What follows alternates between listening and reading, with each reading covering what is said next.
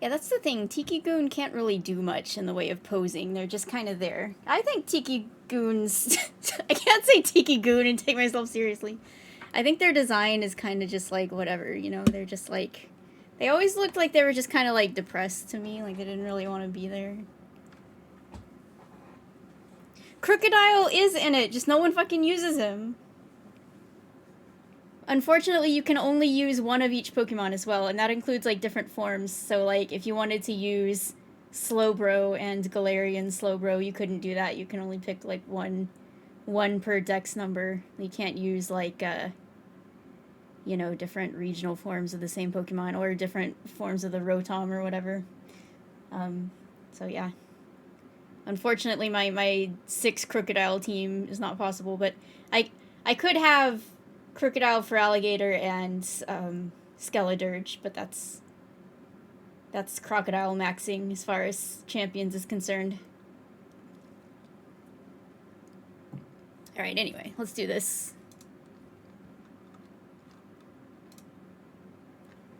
Okay, look. I gotta scoot back so everyone can see that I'm wearing my Rattly shirt today, because even though, you know, I'm not going to be doing the Emerald Rush event today, I usually never have my camera on when I'm doing the Emerald Rush, so, you know, I gotta wear this today instead of then, but whenever I end up doing it.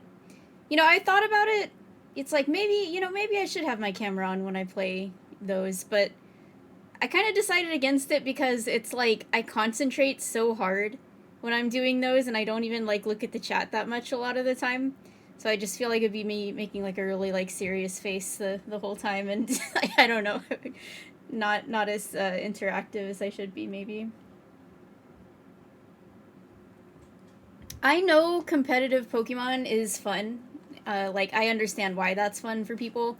But I get that same challenge out of doing the, like, whack Pokemon Stadium challenges where I have to make do with the terrible Pokemon I've been assigned to use, or, you know, the bad moves that the rental Pokemon have, but I don't know, like, when it comes to learning, like, modern competitive Pokemon, it's just a lot. Like, there's just so much to it. There's so many different factors that go into it with the different, like, you know, the meta and just abilities and all of the, like, I just don't have time for that in my life, basically. Like, if I wanted to get into a completely new hobby that took a lot of, like, learning and understanding and stuff, but I don't know. I got other stuff going on, and it's a whole thing that I don't want to have to, like, you know, like, I understand the basics of Pokemon for having grown up with all the Pokemon games, but there's still, like, levels and levels of stuff that I don't know, that I don't really care to learn right now, because I'm busy doing the Kremling Kronology and playing beloved game Donkey Kong Land 2, masterpiece. Everybody loves it. I don't even know where my cursor is, because there we go. Because I'm only looking at, like, 2/3 of a Switch screen right now. Oh yeah, I got that backpack at Toys R Us 5 years after the game came out. You know, I do have that Returns shirt that has Tiki Tong on it. Or, I don't think it has Tiki Tong on it. It has, like, the volcano topper Tiki guy that's on the top of the volcano, but I think it has, like, a couple other... It has, like, a couple other of the Tiki bosses in it. I don't think it has the Goon, though, unfortunately. I am not representing the Goons. Okay, well, look, when we do... Look, I'm wearing the Radley shirt today because the Radley event is coming up. When we get to right before the Tiki event, I will wear that shirt, okay? That's the appropriate time to wear that shirt. Look at how hard I'm putting off playing Donkey Kong Land 2. I've just been... I'm procrastinating, you can tell. Okay, well, maybe I'll play Champions a little bit at some point. Maybe. So anyway, I decided that I'm just gonna go off of my, you know, I'm not gonna, like, restart the game. I'm just going to, you know, start from where I was. I haven't turned the Switch off fully, so, or closed this, and that's good because I have, you know, I have all of these coins and stuff that don't get reset, and I don't think I had, like, a ton of extra lives, because I did at one point, but then I threw them in the garbage playing different levels that I was playing, so... But I have a lot of coins, at least. Banana coins for saving my game and stuff, so... Alright. Let's, feel feel like this game is quiet. I'm gonna turn it up a bit. We don't want to miss out. Oh no, it's fine. I just had it on the wrong mix. Okay.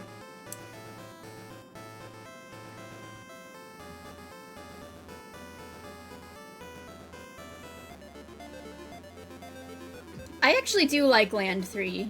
I'm looking forward to that one. It's kind of funny because Victor, my husband, does not like Donkey Kong Country 3, so I was joking. I was like, I've actually done all the good games in the chronology already. And then he was like, what about DK64? And then I, like, legitimately didn't know what to say. So my brain just blanked out for, like, a good, like, literal, like, 15 seconds. And then I finally said, yes. Because I love DK64. But I think it's funny that Victor has come around to, like, unironically loving the game as well. Because, you know, he had never played it until, like, a couple years ago. He played it for the first time, and now he plays the randomizer pretty frequently. But I think that's really sweet that he's come around to, like, actually liking the game. A lot of people don't like DK64 or think it's good. I like it. But do I actually think it's a good game? I don't know. I genuinely don't know, because part of me always wants to defend it and, like, all of the things that it had a lot of effort put into it. It has, like, it's big, it was ambitious, and what they managed to accomplish in a relatively short time frame is very impressive. But is it a good game? Is it actually a good game? I don't know. I don't know if it is. No, there's plenty of other great games left, but you know, we did play my favorite one already, so. Oh, Traveler, yeah, actually I was gonna tell you that if you wanted to get my rating of the DK64 worlds, you should come to my stream and we can talk about it. So let's do that. Let's do that as I continue to progress. But I'm going to put my chat over here. And my stream preview, so hopefully I can make sure I don't get out of camera frame too much.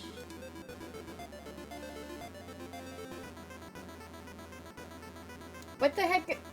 Oh, the frozen yes, okay. I was very confused. That sounded like some kind of, like, cryptic, like, Zelda puzzle or something. Like, you have to unfreeze the torches so you can light them up. I remember this from last time, I do. Okay. Dungeon Dancer is what it looks like this says. Okay, Donkey Kong 64 worlds. So, I'll start at the bottom, because I find it's kind of easier to start at the bottom. Gloomy Galleon is my least favorite. Now, it's a pirate level, so I should really like it. But, in fact, the fact that it is a pirate level is kind of, like, worse.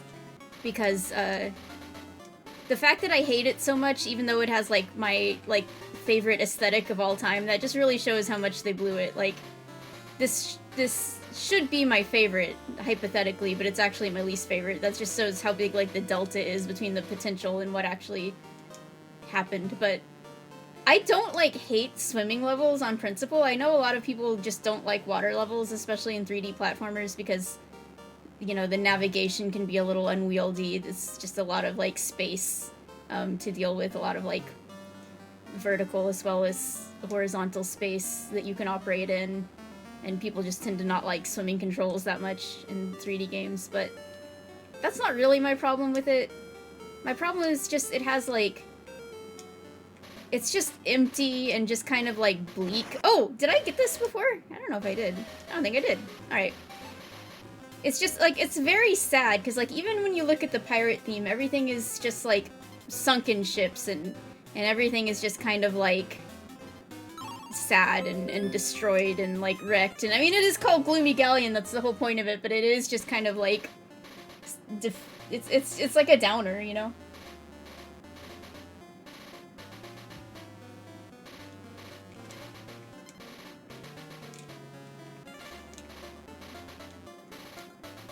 What do you mean it would be a good fit for DKC3?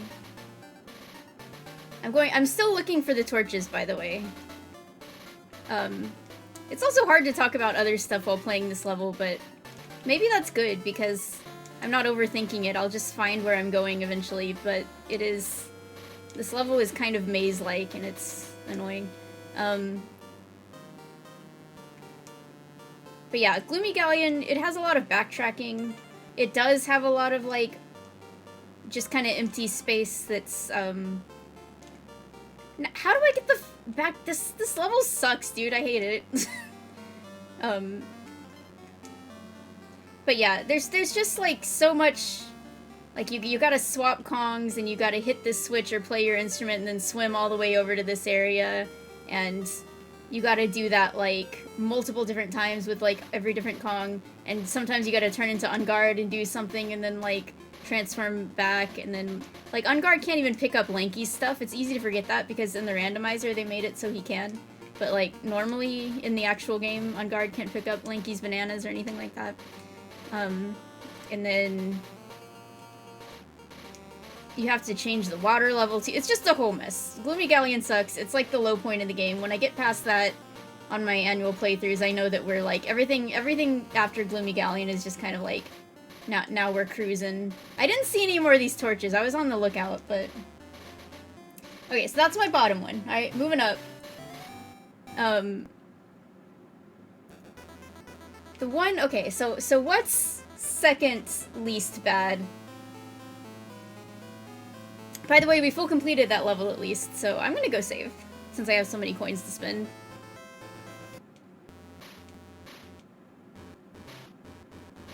Okay, 74%. Getting places. I guess I'll say that Crystal Caves. By the way, Clapper. We get to see our friend Clapper again. Now, here's the thing. I really like Crystal Caves aesthetically. Unlike Gloomy Galleon where it's like, damn, I should... Oh, okay, right. There's no... You can't swim in the water here. There's no snapjaw situation. It's just, like, the water is instantly going to kill you. It's that cold. You literally touch it with your toe and you're dead instantly. Like, hypothermia. Advanced hypothermia. Okay, so Gloomy Galleon, I should like it aesthetically, but I don't because it's depressing. Crystal Caves, I actually just purely do like it aesthetically because I just like cave levels like that are all like full of gems and crystals and stuff, and they're all like sparkly and whatever. It's just an aesthetic that I've always really liked. You know, maybe it's because of Donkey Kong Country 2's mine levels. Maybe it's because of one of the first movies I ever remember watching as a kid was Snow White, and you know, at the beginning the dwarves are like mining and there's all of those like shiny jewels and stuff in the water. I mean, in the caves. I was always like obsessed with that as a kid. I don't know, I just really liked looking at it, watching that part of the movie. The very beginning. I don't know. I think I had like a Disney sing-along videotape that had the Hi-Ho song on it, so I could just watch that part again and again. What am I supposed to... This level, like, I feel like it does not have enough clappers. Jesus.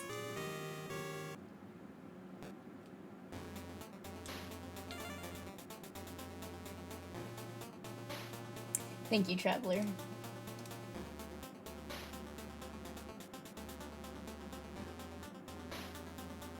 Oh, it's bleak, I see. Okay.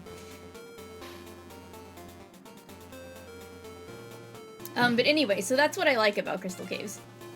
And I really like its music, too. I like Gloomy Galleon's music a lot, too, for what it's worth. It is gloomy, but I think it's quite lovely at the same time.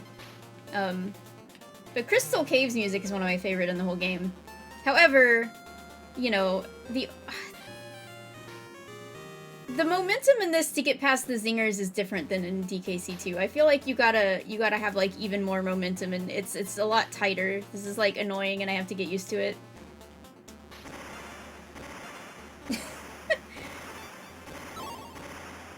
Anyway, so I like the aesthetics, Crystal Caves, I like the music, but as I've gotten older, I've realized that it really is just a pain in the ass level to like navigate. When I was a kid, I didn't really notice that part of it, because I was a kid and everything was just kind of overwhelming to me, but as I've gotten older, I've become more aware of like it's just annoying because like that like sort of river cuts through the whole world, and getting like up on either bank is always like super annoying. it's like okay if you have tiny and you can just like ponytail twirl from one side to the other, but otherwise like always having to get in the river and then like get back up on the other side is just like annoying. And of course the part about crystal caves that everybody hates is the stalactites that the Kasha is like sending down on you. And you have to go through so much bullshit to make that stop. Like, it's such a intricate thing you have to do, and it takes you a while. Even when you know exactly what you're doing, it kind of takes you a while to work back up to it. Oh my god, I need to get that. Hold on. Alright, hold on. It's over, dude. Oh, wait, maybe not. Oh, it's over. Okay, I gotta die now. I have to die. And come back and get that bonus.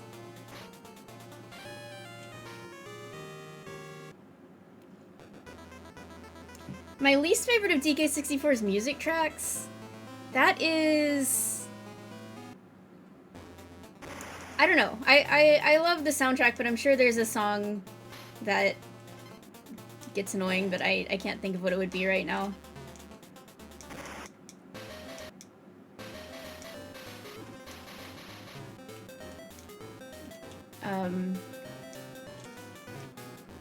Okay, so I think Crystal Caves, it's just, when you look beyond its pretty aesthetics and its nice music, it just doesn't like have a lot going for it, and it's just kind of annoying overall. Okay, so above that, this is where things get pretty tricky, because I think I'm gonna actually say just above Crystal Caves is Fungi Forest. Now, I think Fungi Forest's concept is neat. I like the day-night thing. But in effect, it's just kind of annoying and arbitrary. Dude, I'm bouncing all over the place. Because, like, some things make sense, I guess, but a lot of the things that, you know, it makes sense, like, oh, if you want to, like, you know, interact with the owl, it's got to be at night, because he's an owl. And meanwhile, like, the rabbit is asleep during the night, and you got to interact with him during the day. Sure, that makes sense. But a lot of it is just like, you can't go through this door during the day. You can't go through this door at night for, like, no reason at all. It's just like, this makes no sense. They just arbitrarily, like, there's no logic here. They just had to create some things that were day and night gated. And so I think it's a lot of, like, wasted creative potential with that concept. I like the aesthetic of Fungi Forest well enough, but it's just kind of like, I don't know, it's like a vaguely fairy tale Alice in Wonderland mushroom forest, but it just kind of like doesn't really go that far enough in that direction. It's pleasant and I like it, but it's also nothing to write home about, you know? If I wanted, like, mushrooms, I would play a Mario game. And I just really don't like the Mills area in Fungi Forest. I just find pretty much everything you have to do over there to be annoying and take too many steps.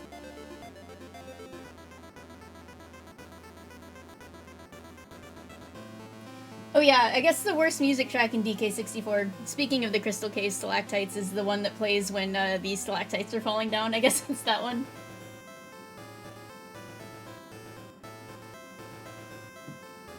Yeah, you can tell that Fungi Forest was originally a Banjo-Kazooie world that made it into DK64 in sort of a severely altered and underdeveloped way. Because, like, Greg Mayles did post the concept art for, like, the original, like, fantasy mushroom world for Banjo-Kazooie or Tooie or whatever it was, but it's quite a bit different. You can tell there was some things like, oh, there's gonna be a giant mushroom, but it's quite different from how Fungi Forest ended up. Alright, good old Chain Link Chamber, home of my least favorite wrong warp, which I don't have to do here. Does this game have wrong warps in it? Does Donkey Kong Land 2 have wrong warps in it? Because I don't know. I don't know anything. I've never seen anyone speedrun this game.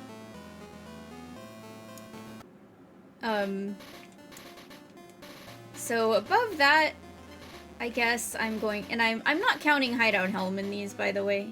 Maybe I will. I don't know. Let's see. What am I... I guess I'll put Jungle Japes. Jungle Japes will be above Fungi Forest. I think Japes is, like, fun. I actually like Japes a lot. I like, you know, it's a good way to start the game. It's simple, like everything in there like is a pretty good introduction to the way the game works. Everything's like easy to find. There's nothing objectionable about that level, I don't think, whatsoever. It is just like kind of boring. It's like, well, it's Donkey Kong, here's your jungle level. Like, it's I like it, but you know, I like the structure of it, but it's also not very exciting, so I can't rank it too highly.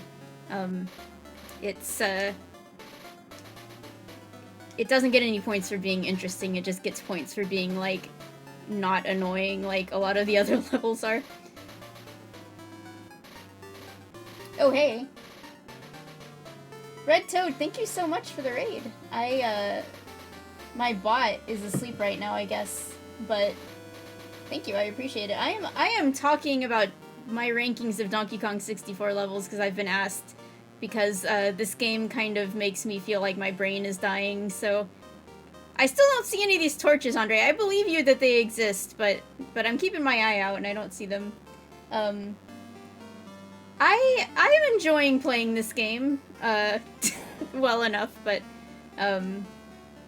Donkey Kong Country 2 is my favorite game ever.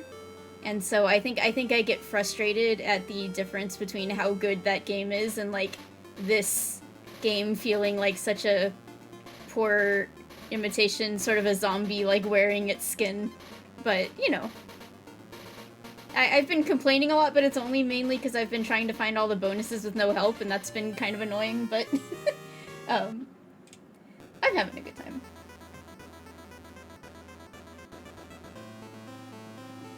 Yes, I do have a Homestar Runner. I also have the cheat, but he is upstairs? I don't know where he is right now. I got the kickable cheat who makes noises.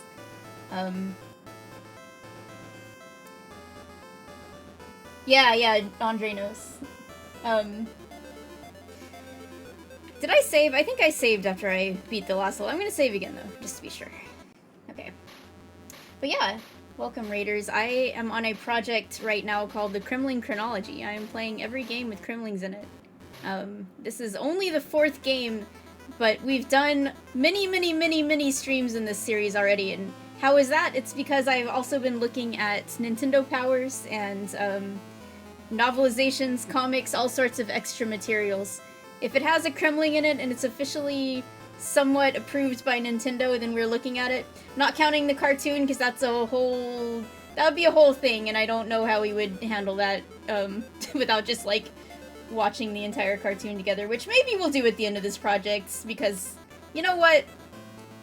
If that won't get me in trouble on Twitch, we would do it, maybe. Alright. Yes, we talked about the Star Fox news the other night pretty substantially. He really does have a beautiful singing voice.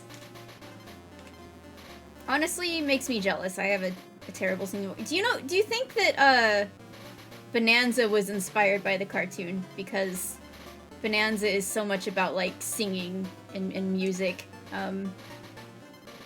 Unfortunately, they could have just made DK sing to himself to activate the Bonanza forms, but instead they just put Pauline in it. But I think they should have just gotten back DK's voice actor, his singing voice actor, because I think he had a different singing voice actor versus his regular talking voice actor in the show. They could have got back his singing voice actor for Bonanza.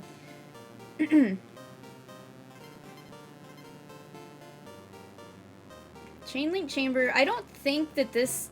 I'm just gonna imagine that this isn't going to have any of the, like, stuff that actual Donkey Kong Country 2 has, where you just gotta, like, go through the wall at some point. Oh, Lord! The clinger from above! There on the right? Okay, I'll keep my eye out for it. I will say, you know, one thing about the bonuses in this game is that... Sorry, this game's giving me the hiccups. They don't have a lot of, like, oh, go through the wall type of stuff.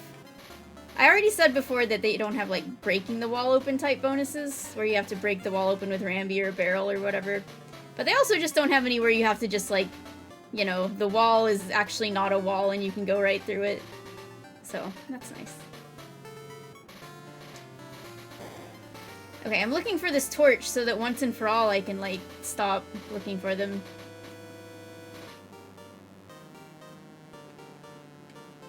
Oh wait, I think I saw it. Hold on. Yes! That's so weird. Is that a torch? Is that a torch or is it just some kind of like weird ass texture? Like, what is this? That is very odd. It looks like it's just a flame. Like it's just an isolated flame that's not even attached to anything. That's so weird. Anyway. So, what's above Jungle Japes? I guess I'm going to put Creepy Castle there. I think Creepy Castle has like the best design of any of the DK64 levels. It has like a really good like loop, like just a spiral that goes, like everything's laid out really well. You got stuff at the bottom, then you climb up the castle and you have like stuff at the, you know, along the climb, and then you have, you know, it's stuff on the inside, you got stuff at the top. It's like the banana layouts in that level are actually really good. Like you have a really long line of DK bananas, you have a really long line of tiny bananas, and so on, instead of it being like completely just random. And like the tag barrel layout is pretty good. It's just a overall well-designed, well-laid-out level. It's like not frustrating to play. When you get there at the very end of the game, you're like, it's kind of a relief because it's going to go really smoothly and quickly compared to like some of the levels before it. But the reason I wouldn't put it at the top, despite all that high praise, is because I just think like it just doesn't do that much for me aesthetically. It's like there's so many like spooky haunted levels out there in the world, and entire games that are themed around that I think are so much more like charming and effective at what they do. And Creepy Castle is just kind of like not exciting as far as like a spooky themed thing goes. It's just, it doesn't particularly excel at being like actually scary, or this bonus is very annoying, or being like whimsically scary. The only thing that I really like about it as far as that goes is like the like shitty sheet ghost Kremlings that are just those ones are very funny. What? Where is the coin at?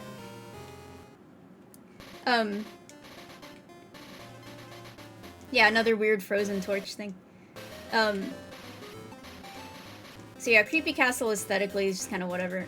I like that the music incorporates some of the DK arcade music for some reason. That's kind of neat. I guess I always thought it's because like you're climbing like you do in the arcade, but maybe it's also because the Donkey Kong arcade is actually the scariest thing in the game, so it's kind of like a throwback. You can see the torch part on this one? Hold on.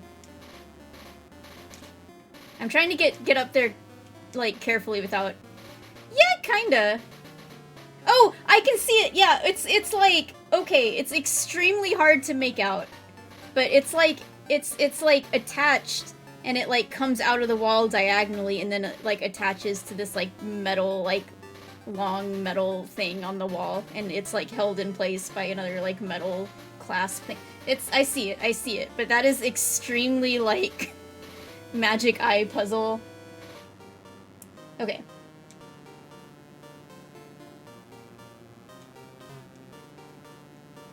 There's no way that DK music riff was completely unintended unless... I don't know.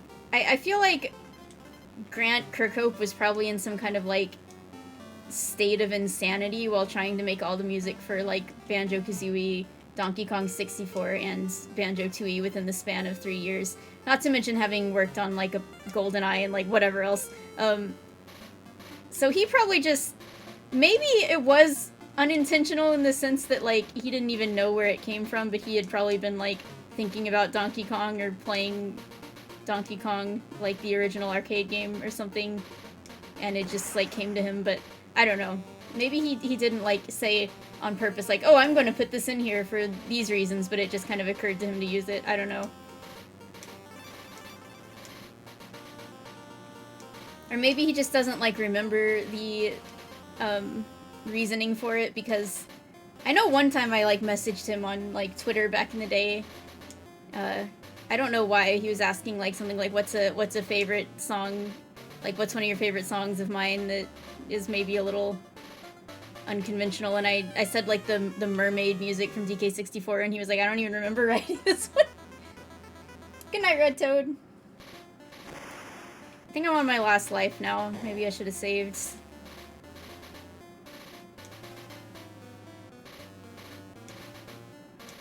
Okay, so Creepy Castle. And then above that, I am going to put Frantic Factory. Now, Frantic Factory scared the shit out of me when I was a little kid. That level is actually way more scary than Creepy Castle, if you ask me. I don't know. Just like a creepy toy factory. The robots freak me out. Something about the music, like, I don't know. But I actually think that that level is aesthetically very strong. You know, the idea of the... Obviously, the Kremlings have had factories in the past. That's, like, one of the main things that they have. But the idea of it being a toy factory instead of just, like, some kind of, like, energy processing pollution plant is very interesting, and they do some interesting things with it. And it's actually laid out pretty well. As a kid, it seemed very confusing, but once you understand it, it kind of, like, loops back around on itself in a very, like, actually effective and pleasing way. There's... Like, it can be... Once you, like, set up the warps and you're able to use the warps, it's actually, like, very easy to get around in that level and to get back to where you want to be. But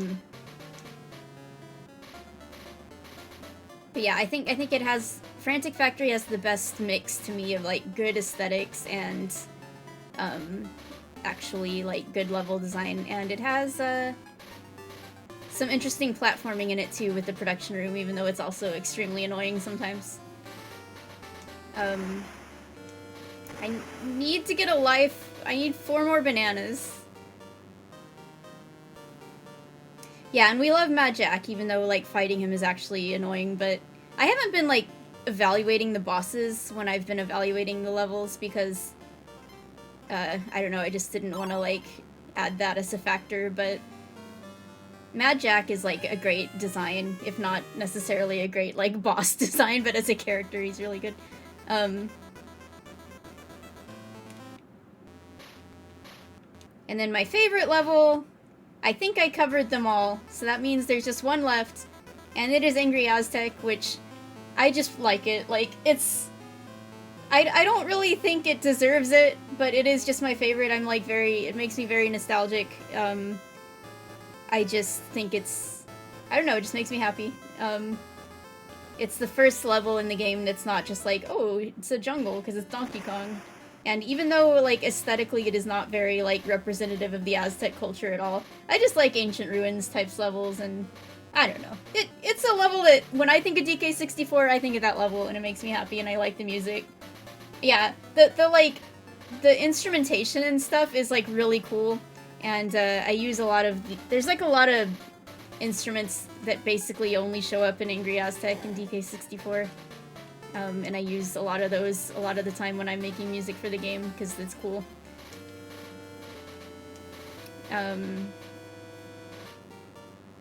Yeah, see, exactly, Andre. It's like very symbolic of the game as a whole to me, you know? I like it, even though I don't really have a good reason to do so. Just because it makes me happy in my soul. The night version of Fungi Forest? Like, I like it. I mean, I like the music. I guess I like the day version better, though.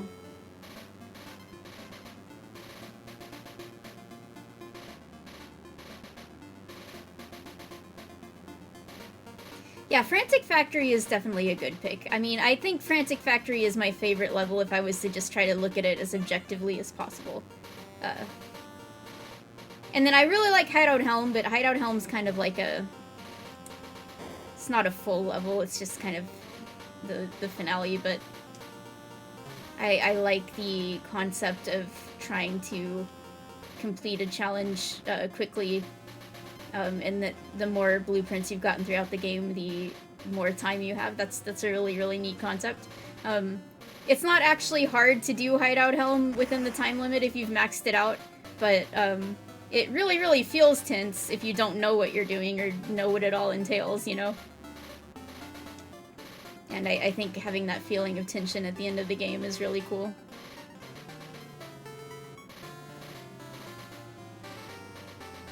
Whoa, it snips! I spared him, I just jumped right over him. I didn't mean to do that, but okay, cool. Yeah, so there you have it. Now we talked about Donkey Kong 64 for 30 minutes while I was playing this game. And you know what? It was good. The levels have flown by while I was doing that. That was a good choice.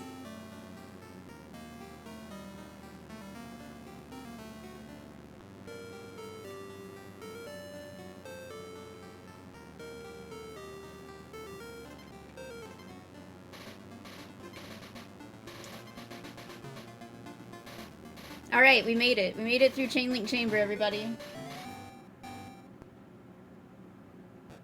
Oh no!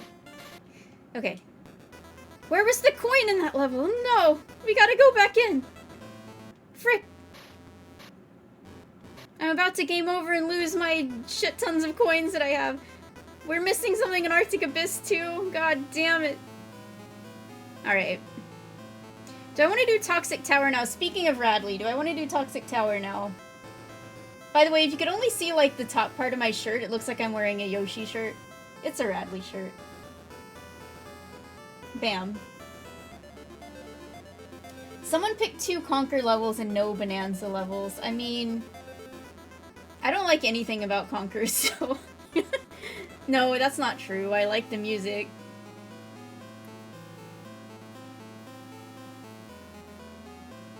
I like nothing about Conquer and everything about Bonanza, so that's just my opinion there.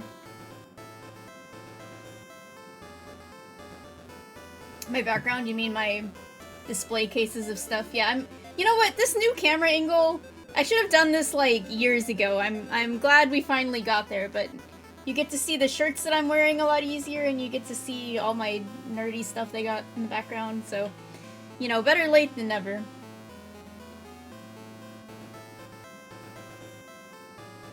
Yeah, if Yoshi was bitten by a vampire and stretched out, and you chopped off his limbs.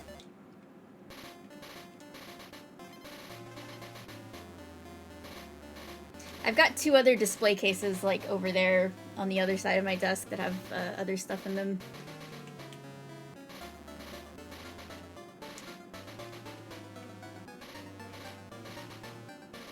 So, interesting to see how Toxic Tower is going to work out in this game. Does it even have Radley in it? Or is it just going to be more... Oh, it's got Squitter! This is interesting, because in DKC2, Squitter's part of this level is, like, nothing. It's, like, comically, like, why did you even put this in here? I don't get it. But, I guess this is going to be a lot more of a Squitter core level this time. Oh, lord! It's over. Okay, well. Goodbye to my coins! Now, in Land 2, Squitter, you know, like, Radley's getting ready to go, and then Squitter reaches out one of his mini limbs with his shoes on and says, Radley, I'll take it from here. You know, I got this. And he didn't have it, by the way. He did not have it. Thank you. This is a great shirt. You can't even see... Hold on. You can't even see the Dixies on it, too, because... And it has a clobber on it. Look at him. Hold on. the efforts I'm going through here. You see the clobber? Hold on. What's the best way to even... There we go. You can kind of see him there.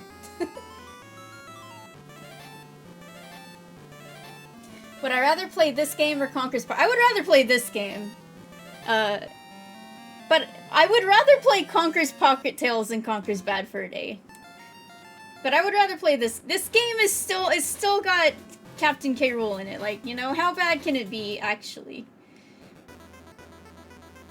It's got Clubba in it. We don't have enough coins to taste his club. Alright. We're gonna go... Let's just look for a bonus here. I would rather be a Tiki Gooner.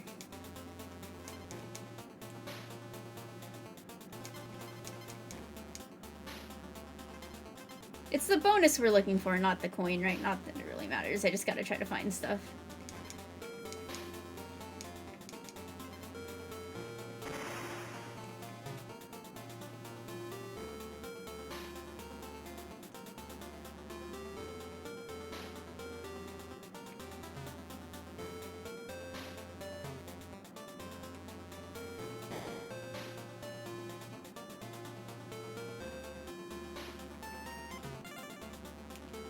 I gotta say, earlier I was taking a nap, and nothing wakes you up to cold hard reality.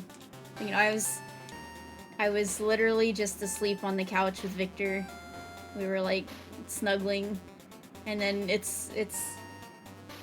I heard the clock strike a certain time, and I was like, I gotta get up. I gotta go off to the war. I gotta leave you now and play Donkey Kong Land 2. And it was difficult, and I felt bad. But you know, duty calls. It's time for On Guard to get killed by a starfish. Yeah. Victor's just like staring out the window, waiting for me to come home. No, I was just sleeping. I can't forget, you know.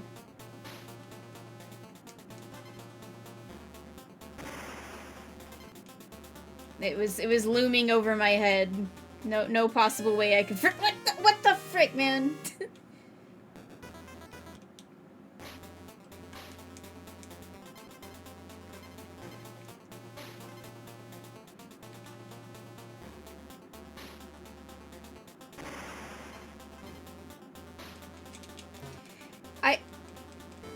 So like the swoop attack is pressing the A button, which I don't know, seems like wrong, but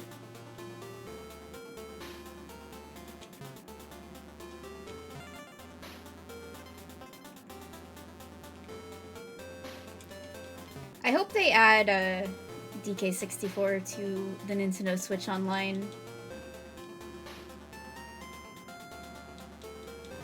So I can try to convince Hyle to have me back on to talk about Donkey Kong 64 as I was just doing. You see, if I can talk about Donkey Kong 64 while playing Donkey Kong Land 2, that just shows how ready I am to talk about DK64 at a moment's notice. I can do it anytime, anywhere, under any conditions. Yeah, it's like... you know, it makes you wonder if it just has some kind of emulation issues, because it is a known thing that, like, when you emulate DK64, like when it was on the Wii U, it makes certain parts of the game harder because the game was really designed around the innate lag of the N64. So, like, timers get sped up and stuff, and it makes some parts of the game, like, not impossible, but, like, almost impossible. So maybe they're trying to find a way to design around that, or, like, fix it or whatever. Or they could just not care and say, like, hey, deal with it, as they did before. But I would like it if they were trying to fix that and, you know, putting that much effort into it. That would be, well, like, one explanation why it's taken so long. Another would be that if they're having some kind of, like, rights issues with, like, Jetpack. But, I mean, obviously they did that, like, they had it on the Wii U, so... And I would say Nintendo and Rare have been, Nintendo and Microsoft have been, like, working a lot more closely in the Switch era and beyond than they were back then. Like, you know, letting Banjo and Kazooie be in Smash Bros. And stuff like that, so... You'd think that's probably not the issue. This is where the coin was, I think. How do I get up there? Ugh, I'm trying to, like, jump right from the edge, but... Is there like a hook or something? Like a barrel? There we go. Yeah, okay.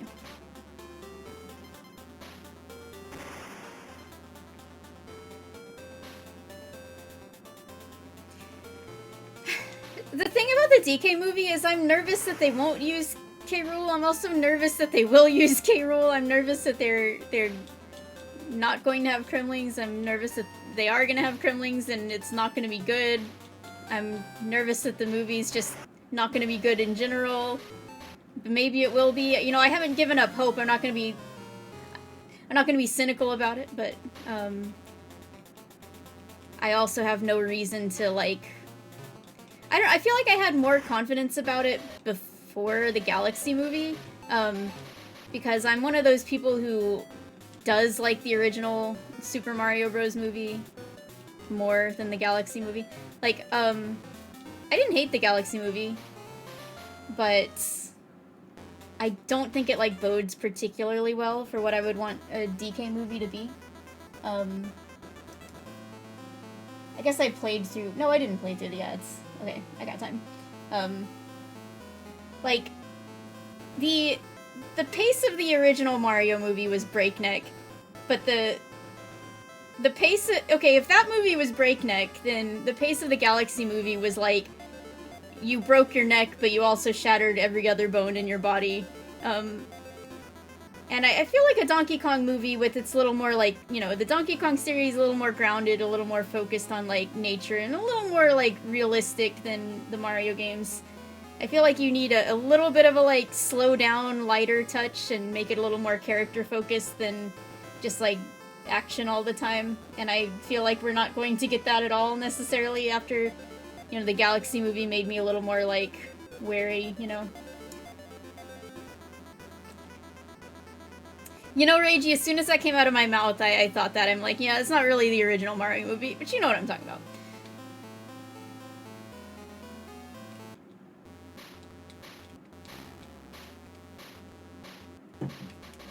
Alright, I need some coins. Let's see if I can get some coins while I look for the coin, the DK coin.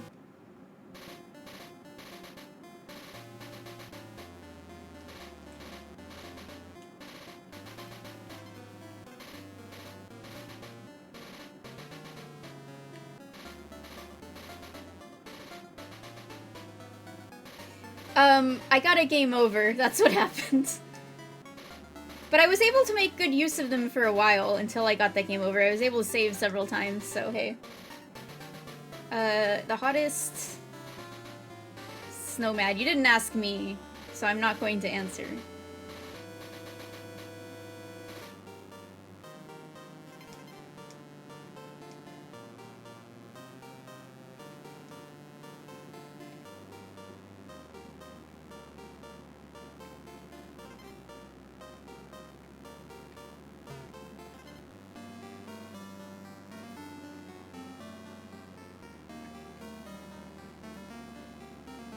I don't even know who Dozy is. I'm sorry. I'm a fake Donkey Kong Country fan. I don't know all of this. I don't know all of the Snowmads by name.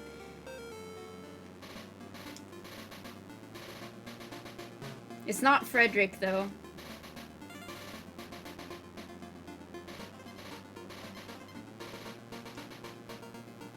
I would give Frederick the cold shoulder, pun intended. If he was the last man on Earth. If he was the last walrus on Earth. Oh, I do like the dodos. Bruh. I can't wait to find the coin and then leave this level immediately. Oof. That's tough.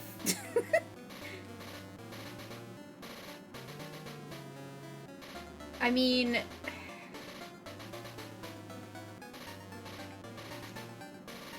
Okay, I know I'm, like, performatively mad at Frederick all the time, but, like, it's hard to say that, like, Frederick, I mean, like, he's better than your typical head and hands boss, which is what Tiki Tong is.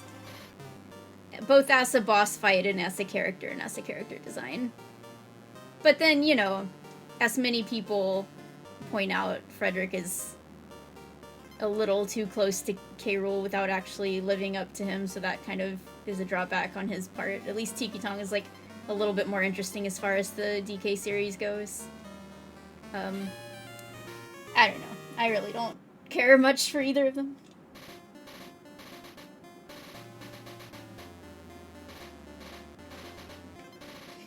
Yeah, Giga, well, good news for Andros fans.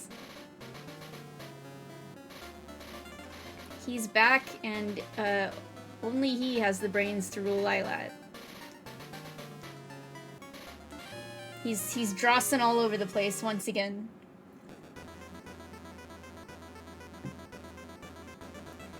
Alright, I'm gonna take my break now, because I need to go get myself some more water. I will see you in a few minutes. Back for more talking about things not related to this game.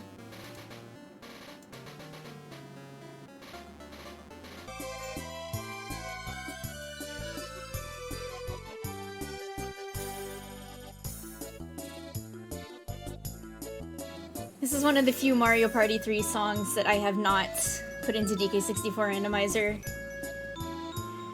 Because it reminds me of Backtrack, and I hate Backtrack. I also just... this song's okay. I don't like particularly love it, but I do like it. I don't know, I should do it sometime. Just so I can full complete as much of that soundtrack as possible. I'm only missing like 2 minigame songs or something at this point.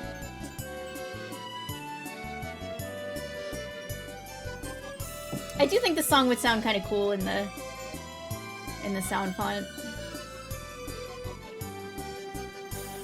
I essentially consider this to be Daisy's theme. I mean, it kind of is. It's not like officially called that, but it's only played when you like duel her. So I think it's neat that like Daisy gets a theme. It's like a waltz. Anyway, let's get back to this game. I would rather talk about any other game that I love, including Mario Party 3. Oh yeah. So, what was I looking for in this level? The hero token. Let's talk about Sphinx. Oh man, gladly. Alright, gotta get back in position so people can see Radley. We still don't know if Radley is actually in Toxic Tower or not, because we bailed out of that level for now.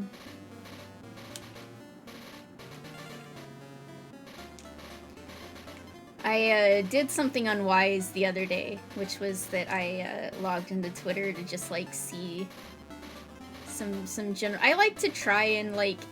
I know this is like a mistake, but I like to kind of try and see what people are saying about like new Nintendo stuff sometimes, just because I'm curious and I want to like... It's... How do I explain this? Obviously, if you go on Twitter, you're going to see people complaining and making a fuss and, like, blowing things out of proportion and whatever. And it's not a good representation of, like, how the average consumer actually feels or whatever.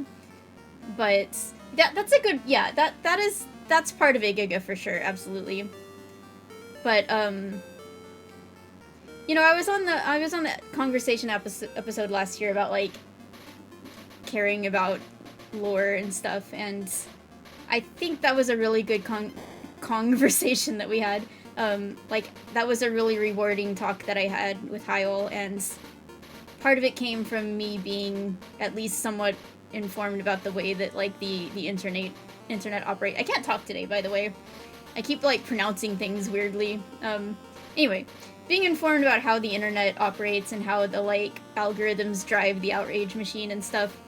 It doesn't mean I need to actually, like, delve too deeply into it, but just having, like, at least some kind of basic awareness of, like, the way discourse happens and the way that, like, these takes originate and get spread and stuff, I think is somewhat beneficial to at least keep yourself sort of plugged into.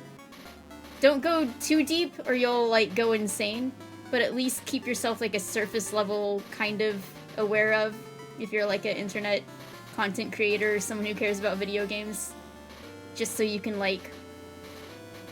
Yeah, like, it's kind of like what Giga said, you need to like kind of be aware of how toxic it can get out there, just so you can sort of inoculate yourself against that sort of thing. It's like, you know, getting a vaccination. You have to see just a little bit of it, and that makes you like immune to the worst of it. Just like the way that a vaccination, you get like a teeny tiny bit of a disease so that your body learns how to fight it off.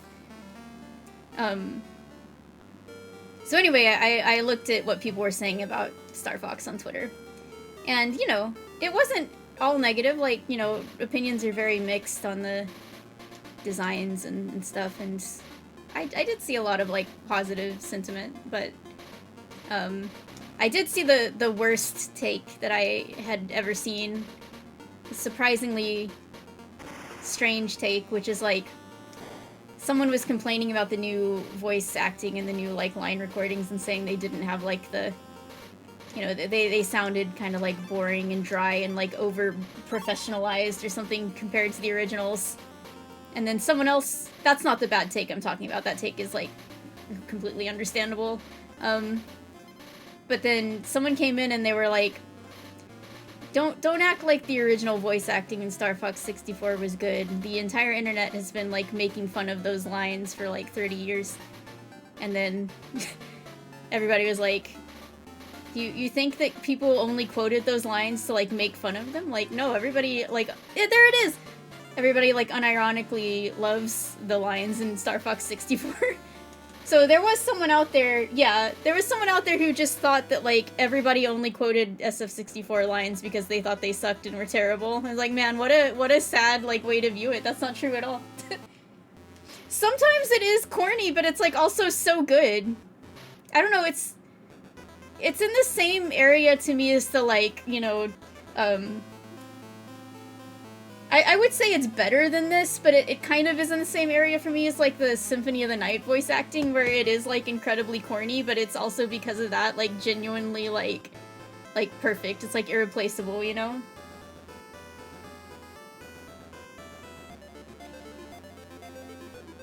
Yeah, exactly.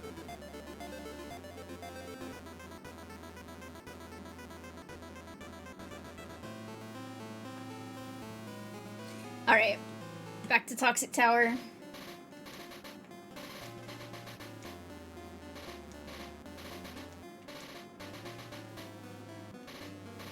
Toxic Tower is also a good name for Twitter.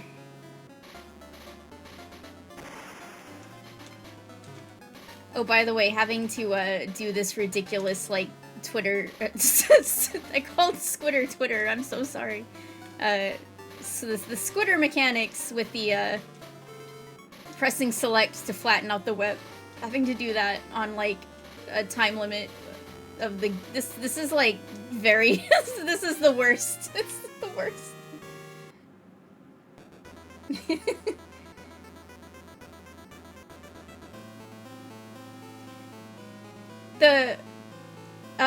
Yeah, Victor might end up playing the What Am I Fighting For game. All I know about it is that it's, you know, someone put it on his, like, PlayStation 2 potential playlist.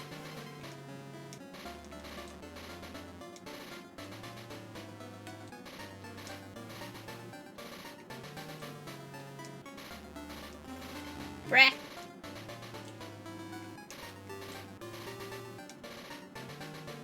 Can I just jump up here? Okay, good. Hopefully that was just the worst part of the level. There's Radley, there's the boy. Okay, I'm glad we actually saw him tonight.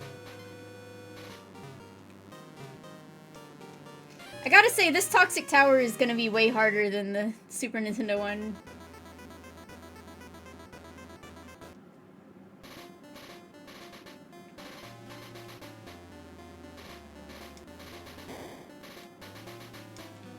I gotta do the Squitter part again.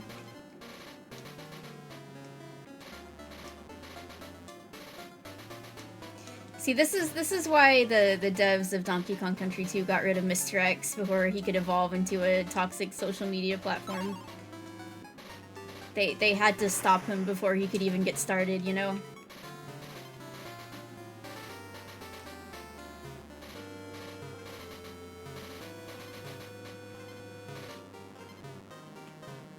Oh, the bonus. So this is just find the token. I don't necessarily have to defeat all these guys. But I'm gonna do... Okay. Could, like, barely see what I was landing on.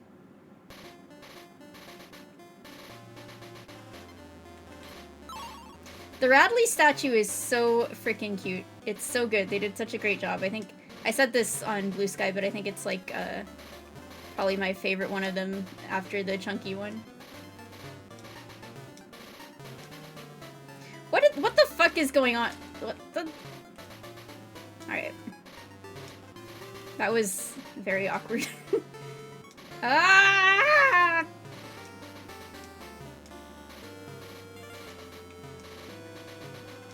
It turned into, like, Tarzan for a minute there.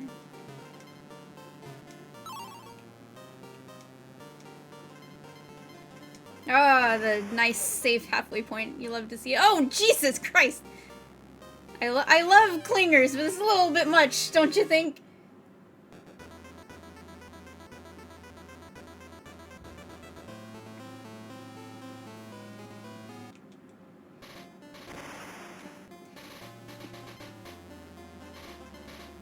They really, in this day and age, decided to bring back Tiki Goon. I know it's probably called something completely different in Japanese, and when they were, like, choosing which, enemy to have for the statue, they were like, oh yes, this guy. And then the localizers were looking at the name, and they were like, oh, brother. What are we gonna call this event? Oh, what?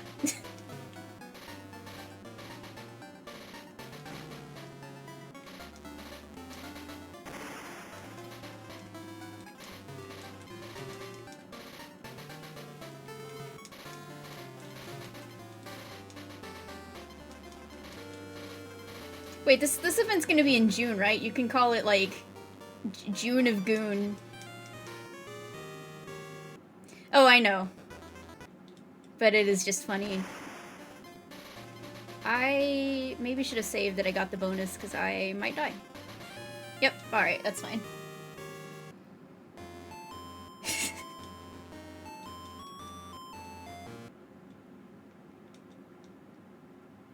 Yeah, Andre, you know all about Tiki Hentai. Alright, back we go.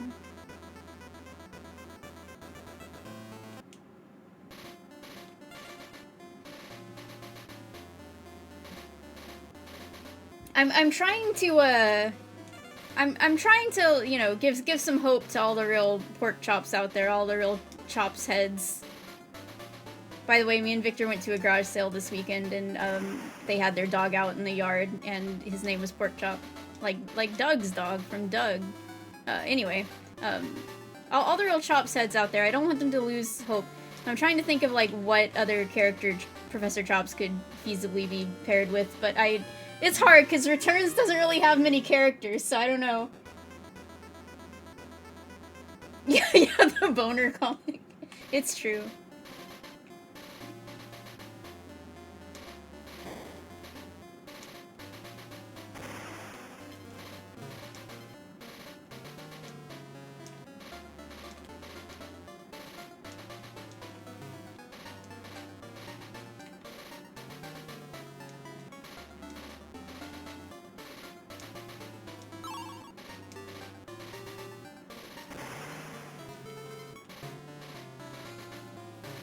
Fuck my life. Oh my god. This is... Every time, like, I get to a level in this game, and I'm like, oh, this is what this level feels like in Donkey Kong Country 2, for people who haven't played that game, like, 5 million times like I have.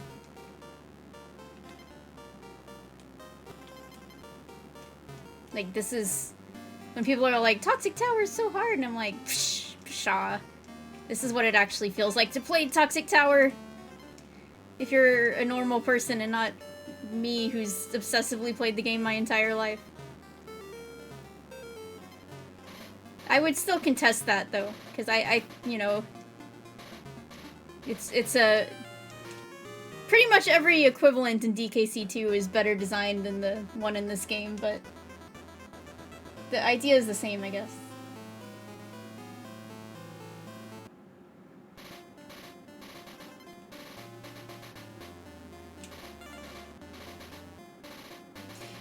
You kind of could put Chops with Tox, maybe. I know Tox is from Tropical Freeze, but I mean, so is Professor Chops. He's in that game too. And yeah, that could work.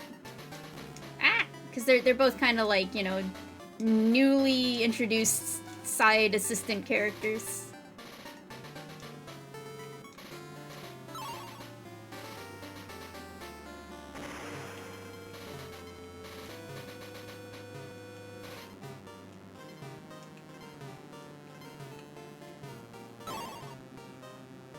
It is nice that they give you a extra life in here, though. If you... I don't know, you just kind of, like, gotta get up there fast enough and you just get it, I guess. Okay, jumping off that kaboing and getting up here is probably really what I want to do. okay. He can just, like, randomly jump out of his fall sometimes.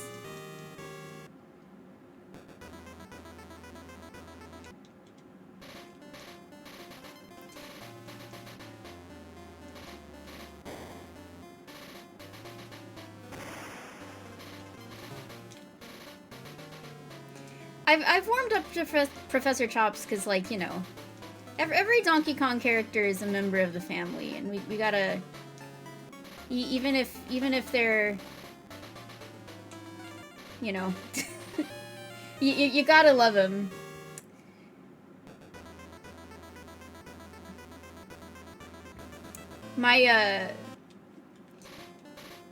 Sometimes people think my name is spelled with a K in real life, and that always makes me happy. It's not, but my Crimsona obviously starts with a K, but in real life, it does not. My name starts with a C. My name, you know, I like it though.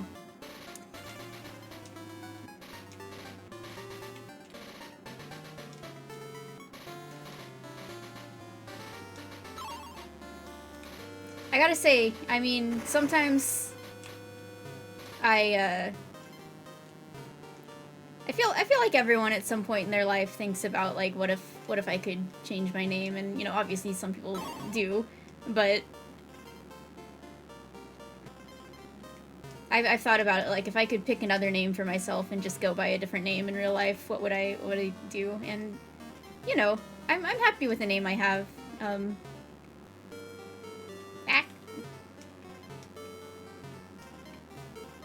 Partially it's just because, you know, I'm used to being called that, but, like,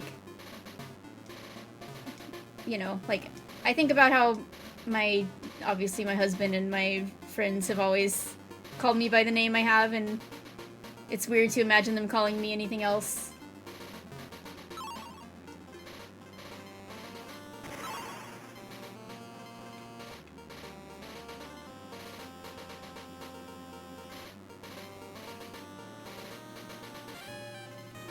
Okay. I really, yeah, like, I really lucked out being a... The only thing better than being a Kremling fan who was born with a K name is being one who's born with a C name, because you can just change it that easily.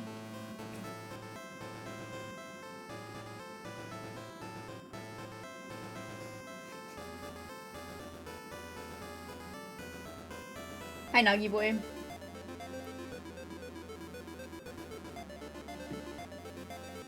Yeah.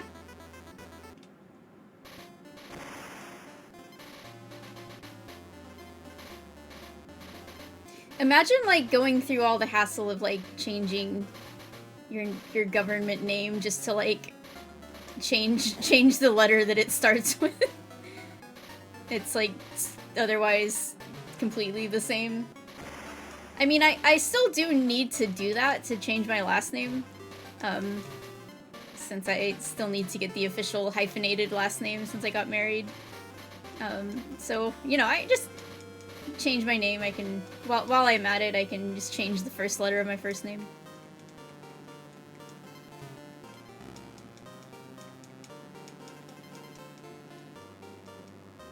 But then what will I do about the ornament my coworker that I didn't like gave me years ago that is a C? A Christmas ornament that's just like a ball with a C on it.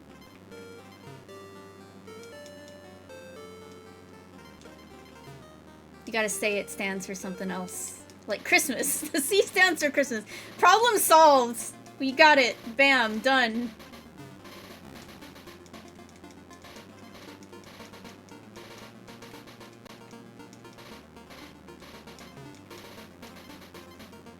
Where is the other... I don't think I found the coin here yet, right?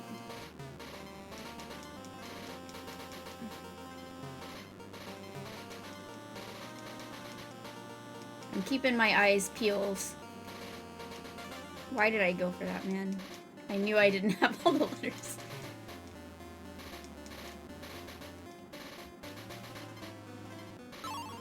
Ain't no way... Frick!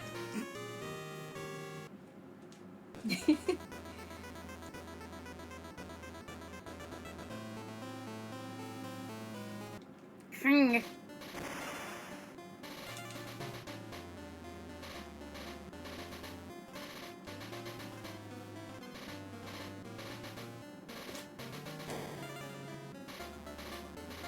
think I heard Victor coming downstairs. Okay, I think we can kind of rush through this squawk section, because I was taking it slow last time trying to find if there was a secret, but I don't think there is. Like, I kept my eyes open. I was looking around. Hey, what's up? Okay. Alright. Okay.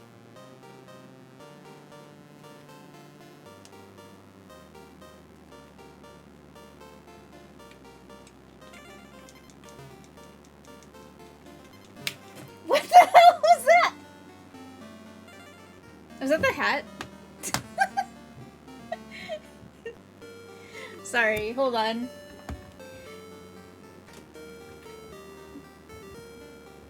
It is the hat. I'm not really a hat person. I don't wear hats like ever unless it's really cold, and I might wear like a beanie to warm my head. But at a garage sale, different garage sale, I got this like little beret recently. Oh yeah, I feel like I'm playing Pokemon Legends ZA right now. I'm living it up in Lumio City.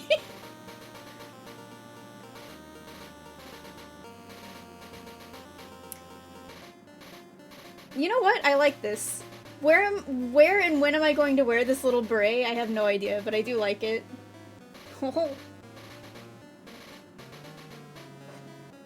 That I can use that. It kind of looks like the hat that Popple wears. I can use it for my Popple cosplay someday. I just gotta put a little like green tuft on top of it and get like a purple striped sweater.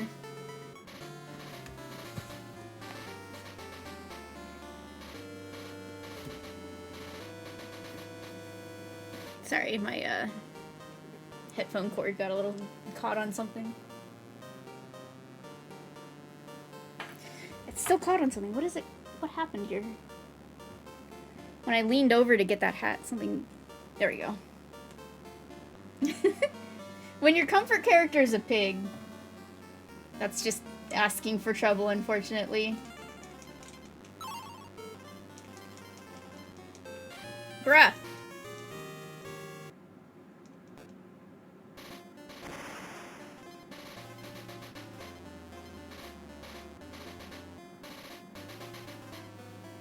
Speaking of pigs, why did they make Animal Farm into like a children's movie?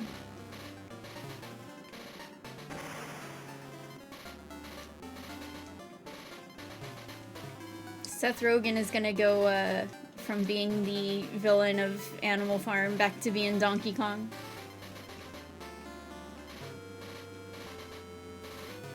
I've actually never read Animal Farm.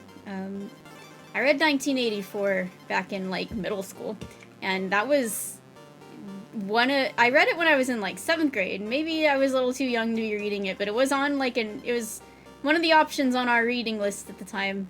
And I gotta say, that was like one of the more psychologically distressing books I've ever read in my life, especially at the time. So I guess I wasn't like eager to read any more Orwell. But you know, now that I'm a full-fledged adult, maybe I can read it sometime. I don't know. I bet it's also extremely depressing though, which, you know, you gotta read a depressing book sometimes.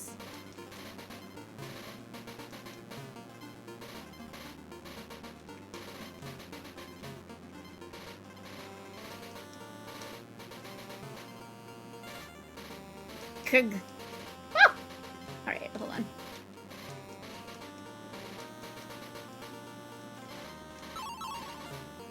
Dude, sniped him with the egg before Diddy could even get over there. Let's go. That's strategy. I'm sure the coin is like back in that direction where all those clingers are. Oh god, look at those lives! Okay.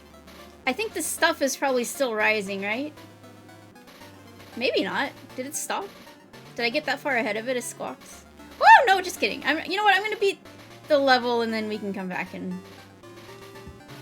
I just want to say that I've gotten through it so I can leave at any time I want.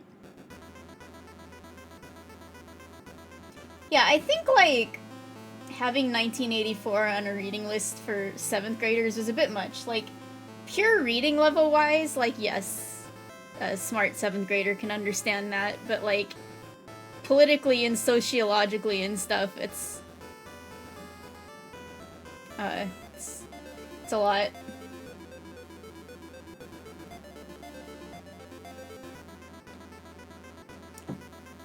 I do remember, I also read Brave New World, and I think Brave New World is actually, personally speaking, I find it to be a little more, like, relevant to what is actually dystopic about, like, modern life.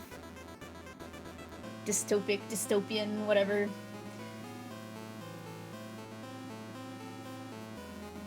Yeah, Victor's Professor Chop's censorship is literally 1984. You don't need to read the book, you just need to be in my chat. You get the picture. Victor's big brother. I didn't find anything in this level, man. What the hell? I got, like, 1 bonus. Actually, no, I don't think I did get the bonus, because I think I, died, and I don't think that counted, so I need to get that again. But we'll come back to that. I'm just gonna do Stronghold Showdown right now. Okay, I thought it was. Dystopian is probably the one you hear more often, though. It's the man himself, Donkey Kong. There he goes. Instead of just getting pulled straight up, I like how he gets, like, pulled along sideways for a little bit for some reason. Alright. It's the flying croc, and unfortunately you can't see it. It's just, here, there's some space at the top of K. Rool's Keep. You gotta imagine it. There was no cutscene to see, you know, like, K. Rool climbing up this time. It's just... I guess it's parked up here on the roof or something. Yeah, I guess the decapitated Kremling head, that's what it is. I will complain about that when we get there, Traveler, trust me. I have issues with some changes that the GBA version made. Kerosene is not real. K-Lumsy and that one random giant Kremling from the comic that we read, those are the only 2 giant Kremlings in my heart. That would totally be like a Kremling pirate hangout. The decapitated croc. Oh, here it is. It's Screech's Sprint. My beloved Screech. I haven't heard the Bramble music in a bit. Why did I come here? I should have, like, saved. Did I save? Whatever, I guess we're locked in. I think I did save. Maybe I didn't. Oh, yeah. The, Croctopus, I think it's called. It does not really... What the... Yeah, it looks like, I don't know, something from, like, Vector Man or something.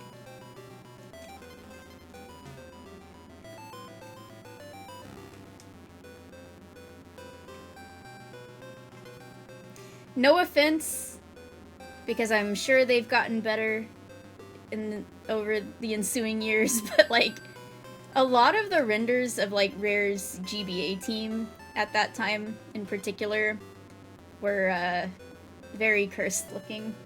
Have you seen the way, like, Klungo looks from, like, the Banjo games that were on the GBA? Poor Klungo, man. Oh, the bonus is down here.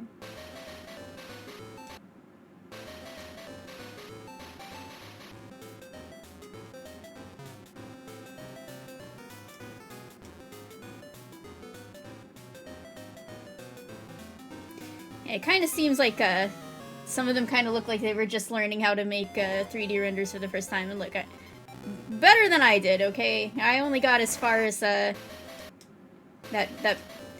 few basic tutorials and some extremely basic objects back when I was trying to do stuff in Blender, but... Yeah, I guess, if anything, though, I would say that DKC3's traditional ugliness is like from pushing things a little too far. Like why does Squirt have a mouth that looks like that? Why does everything look so like weird and like weirdly proportioned and weirdly textured? And if you look at a lot of the renders, you can't really see this like in the game, but a lot of them all have like the bloodshot eyes, but not just like one bloodshot eye like Rool has, just like both of them are. It's like they got too much chlorine in the water up there in the Northern Kremisphere. I don't know what's going on.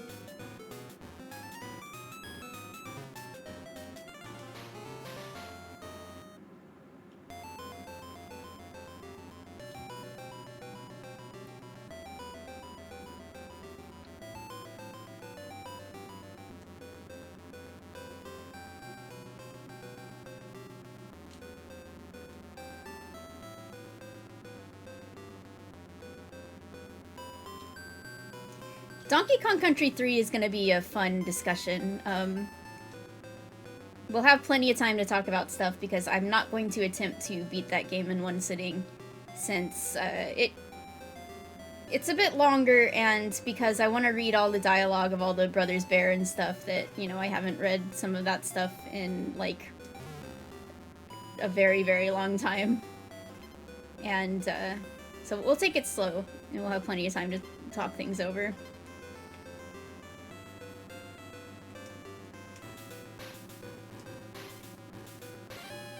You know, I thought there was gonna be something down there, because it looked like there would be something down there, and there was a banana. See, DKC3 was the second DKC game I played. It was the first one that I actually owned, and it's very special to me, but it's fun to discuss because it's fucking weird as hell, but I love it dearly, but it is strange in a lot of ways.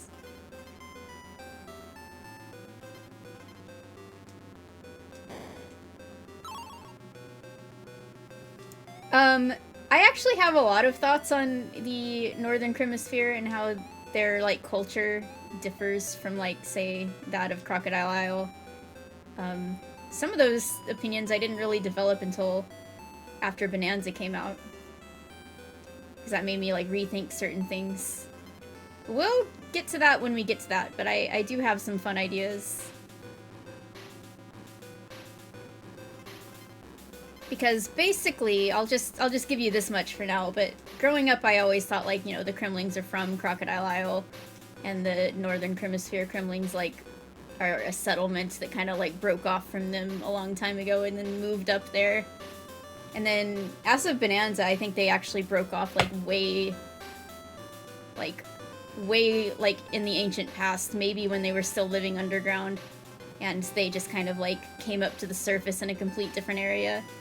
So basically their cultures split apart, like, maybe up to, like, hundreds or even thousands of years ago. And so that's why they're so different. They look different, they, you know, they dress different.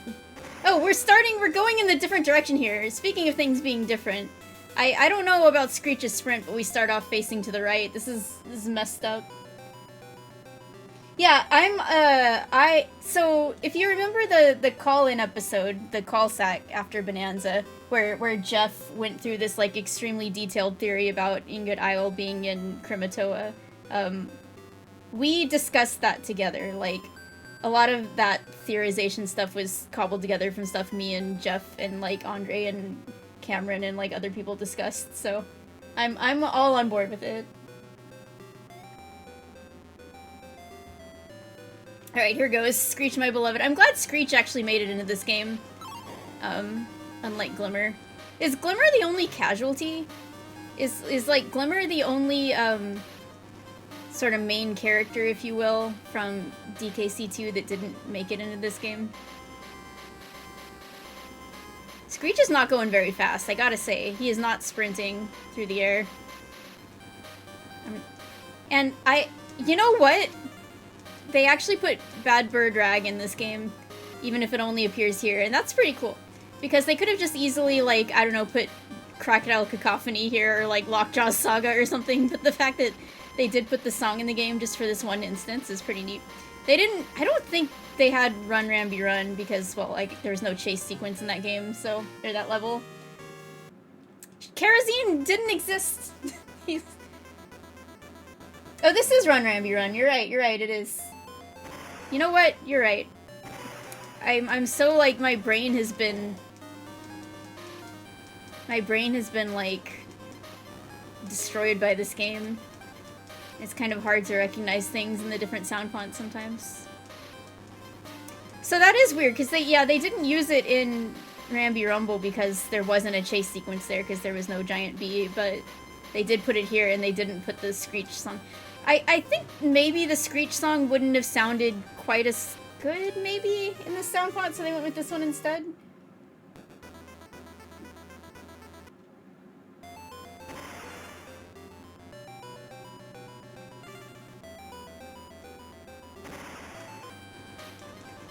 Anyway, it's a little difficult because, I don't know, it's, you can't really see what's coming up, so I've got to take it, like, a little slow.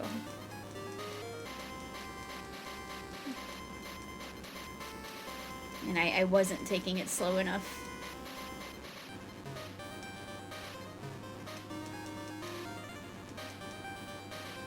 I should get out the art after I... You know, next break, I want to show off my art again. Whoa! Okay. Now, I'm assuming the coin is going to be... Maybe it was down there? I don't know which is the correct path and which isn't. But I assume... Oh, there it is. Okay, yeah. Because I was going to say, I assume the coin is going to be in this part. As it is in the SNES game. You know, it's in the Screech Race part.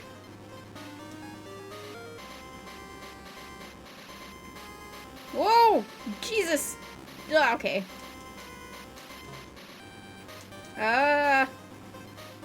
This part... Jeez!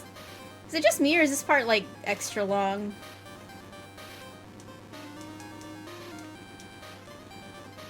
Bro, okay. Ugh. I don't trust myself as much in this. Like, I feel like Squawks' hitbox is slightly bigger, so... I don't trust myself to, like, weave around the zingers like I would on this SNES version, you know?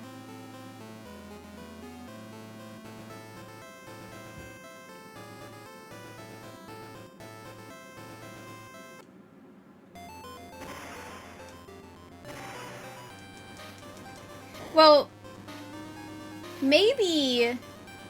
So we're trying to explain the Kremling nudism in the Northern Kremisphere, but maybe it's, like, the opposite. Maybe... like, Kremlings being naked is what they were originally, but when they became, like, pirates, or they became more militaristic or something, they did start wearing more clothes, for whatever reason, to like, show their status, or their role, or their job, or whatever. But in the Northern Kremisphere, maybe they had a little bit more of, like, egalitarian society or something. Or when they were, like, working in the factories, they didn't need to wear as many clothes. Like, I guess they could, like, wear safety gear or something. But they just... Maybe having the need to adopt wearing clothes is what was unusual. So that's the thing we need to explain instead of... You know, the naked ones, they just never changed anything. They just...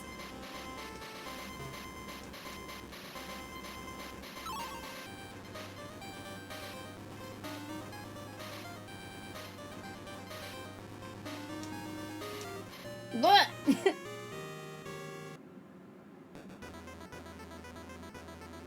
Good night, Traveler. I'm sad because I'm probably going to freaking game over here on Screech's sprint.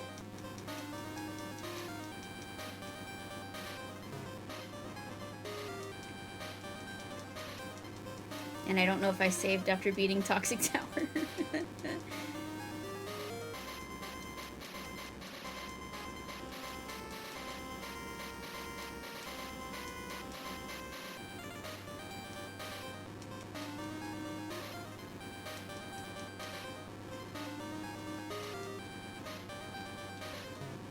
Because think about it, if you have, like, scales and stuff, Do you really need clothes? Like, you have the protection that you need, and if you're, like, cold-blooded, then just, like, wearing some, like, basic-ass clothes isn't really gonna, like, help you from the cold that much. I mean, you'd need, like...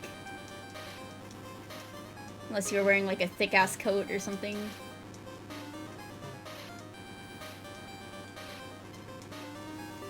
Yeah, I don't even know if a coat would, like, help you, because if you're not generating your own body heat, then, like, the coat would have to be heated or something to actually do anything, I think. I don't know how it works.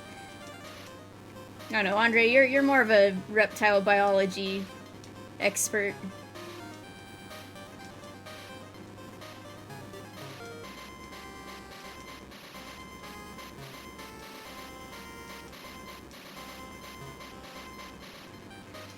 We're still not done with this. Oh my god, there's gotta be a bonus down here. What is this fucking zigzag? Jesus! Oh my god! If I get back there, I shouldn't try to do that unless I have both Kongs. Like, holy shit. I think I did save after beating Toxic Tower too, but I'm not entirely sure. That's actually, see, there we go. It's related to body temperature, just not in the way you'd think. That's actually really smart, I like that.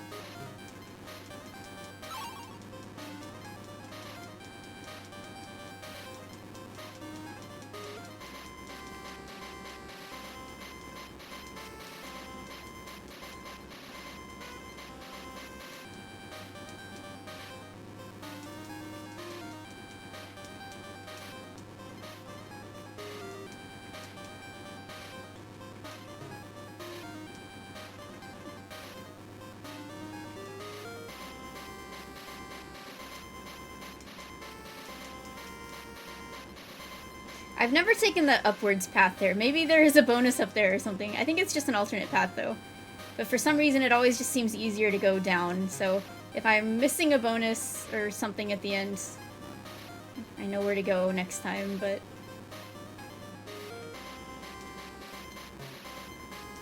Okay, I think I'm not going to try to take the dangerous road this time.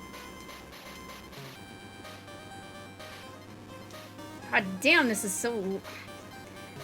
so long.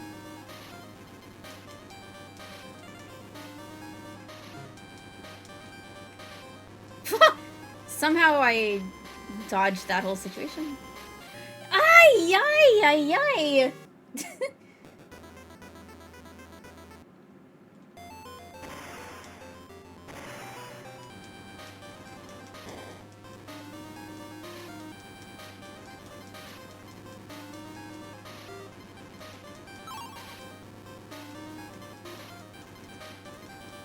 Maybe Cuff and Clout, since they're already kind of...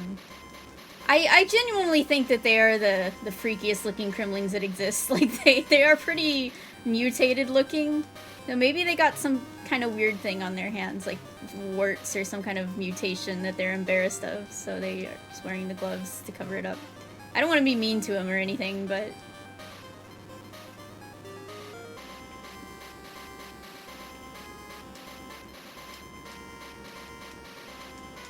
Okay, I'm gonna go up this time. It is indeed. Well, there's the N. Wow, one letter.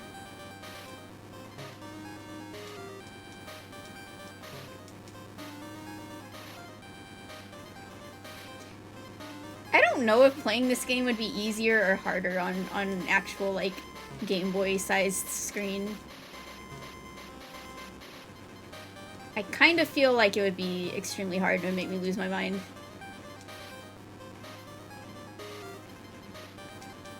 Okay, I'm just gonna go for this, because, like, I don't know what other chance I'm gonna... This is impossible, dude! No, I can only damage boost this. I have to make it back there with... Oh! I don't even need to go... What's the point of going down there? I got everything. I got everything. There's not a bonus in there. What the hell?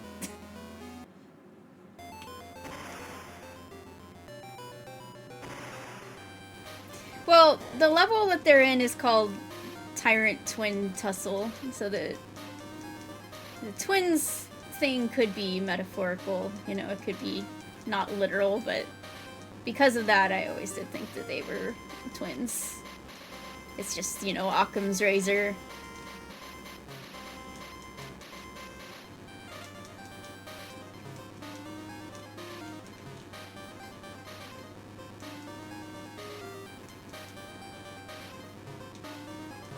Gee, we're not even have anything left to talk about DKC3 or DK64 because we'll have talked about it all while I was playing this game.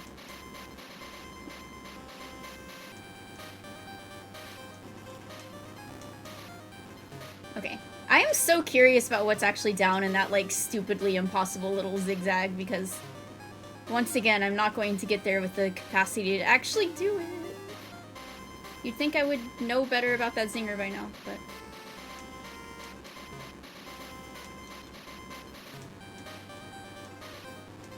Screech is, like, right behind me, isn't he?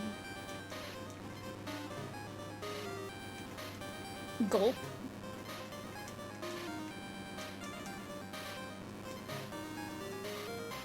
Okay, maybe it's just an alternate path because it's, like, a lot harder to navigate, but there's not any zingers in there or something? I don't know. I don't know what the point of going down there is. I think it might just be a shortcut. It's probably fucking just a shortcut. Yeah, we'll always be, like, a couple games ahead.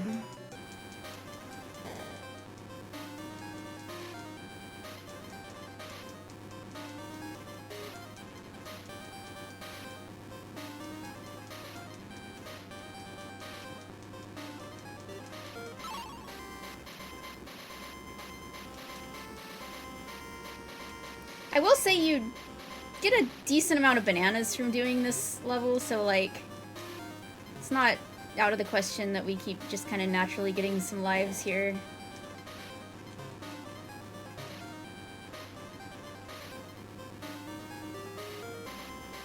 You know, having this music here makes me realize that they could have just very easily reused the Run Ramby Run music for Screech's Sprint.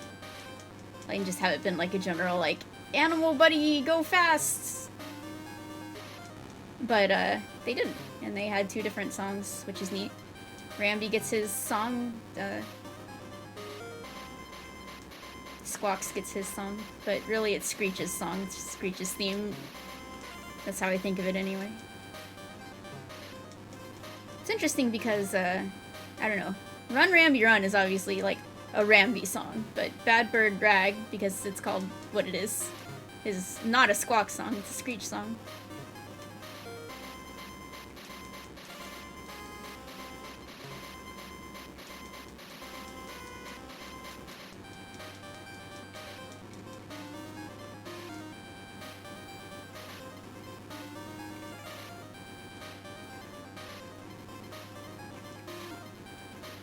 This is...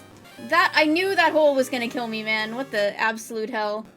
Wait, is that just the... is that just the shortcut direction? Did I need to go the other way?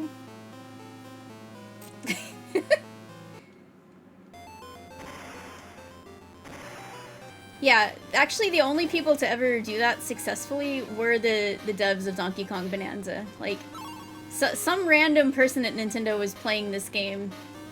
He went down there, discovered the secrets, and he was like, we actually have to make a whole game about this now. Like, the people need to know the truth. It was all there waiting for us. What? Okay.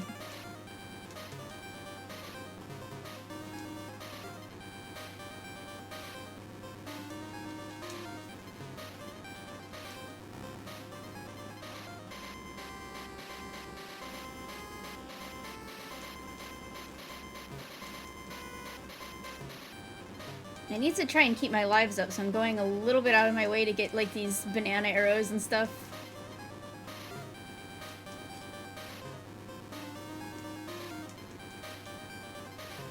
Also, maybe I'm imagining this, or it's just, like, you know, John's. It's just copium, but I feel like there's, like, a teeny bit of input delay or something playing on this, like, wireless SNES controller.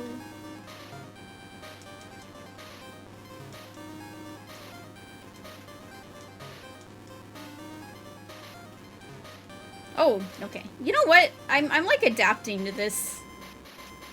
Believe it or not, I think I might be straight up getting better at navigating Squawks under these particular circumstances.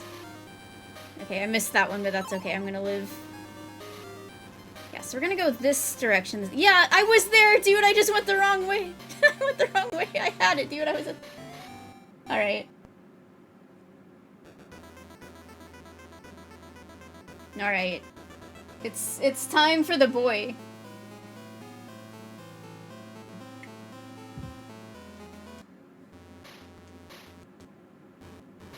Wow, it didn't cost 1 coin this time. That's the one thing this game has over DKC2.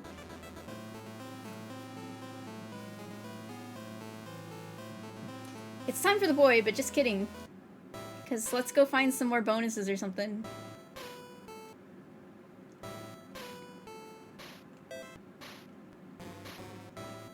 Alright, let's go back to Toxic Tower, shall we?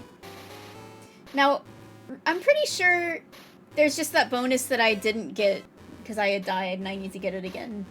But also, I think I know that the DK coin is at the very end of the level, probably.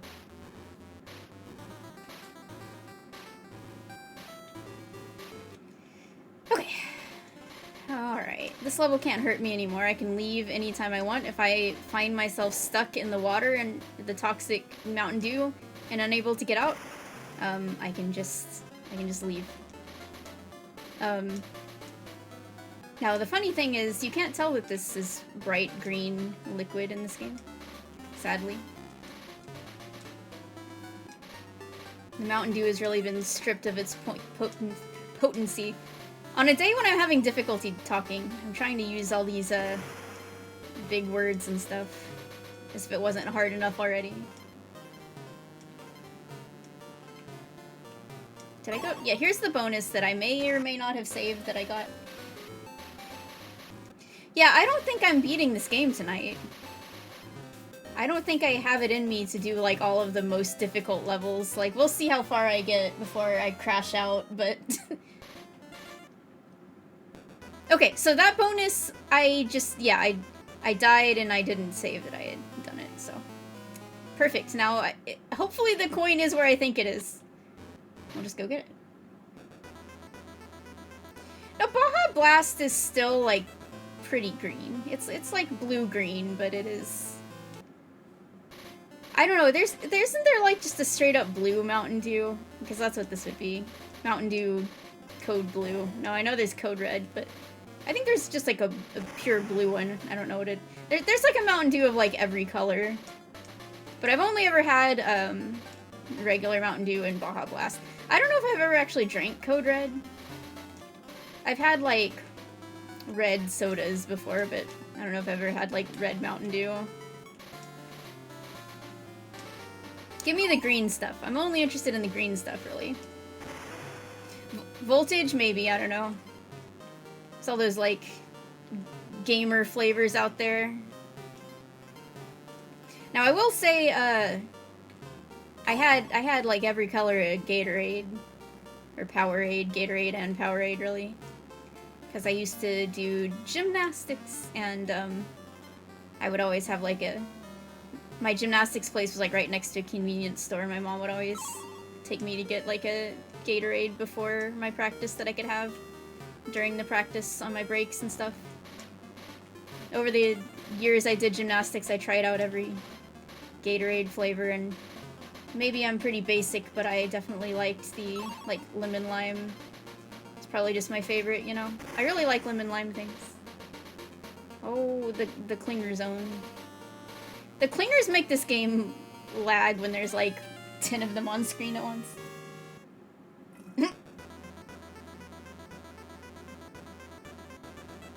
So true. I like Crusha, he's not green. Clump is green in the cartoon. He's been all kinds of colors, that guy. The only thing consistent are the nipples, except in Barrel Blast.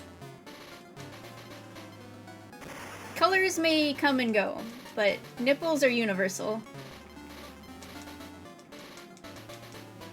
I don't see color, I only see nipples.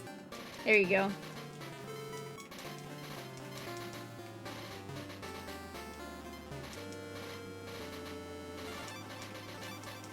I haven't struggled for getting banana coins tonight, at least. There's been a, you know, pretty good amount of them just kind of along the way. You two, please. Come on. Alright, good. Two paths lay before me.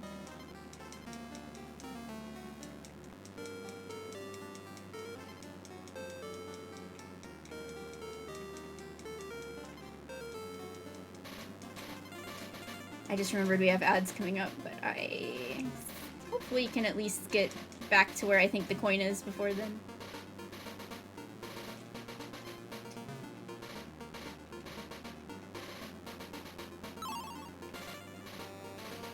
Yes, so I figured it was around here somewhere because I didn't explore up in this area where all these cleaners are. But that appears to be wrong because it does not appear to be here actually, so that sucks because now I have no fucking idea where it is. Down here in the corner. Well, that's unfortunate. I really don't know where it is now. Oh, great. This was like my one...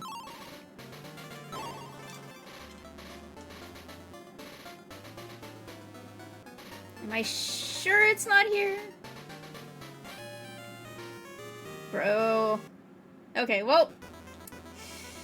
Alright, break time, and then we come back and we try to find where it is. Awesome. Okay, see ya. And by the way, there is still a bonus that we don't have because it's the one in Bramble Blast, so we have to go look for that too. Anyway, see you soon.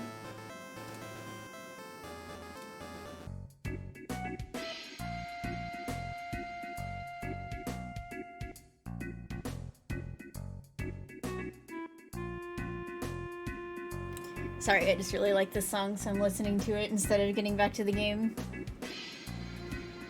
The oppressed is how I feel looking for this last DK coin.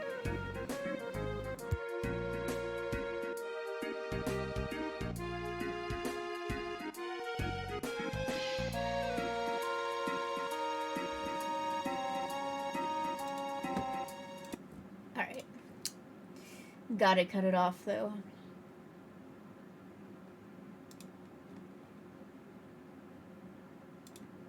Gotta get back to that grind.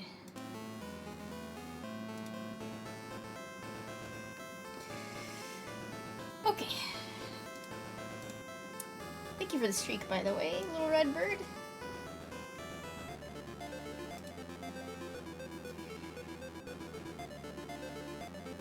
Alright.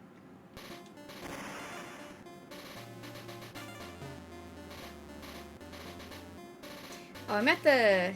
I guess... Yeah, I don't think I want to be at the halfway point. I think what I really want to do is start this level over from the beginning. But I guess I'll try to get to the end and look out for this coin while I'm doing it.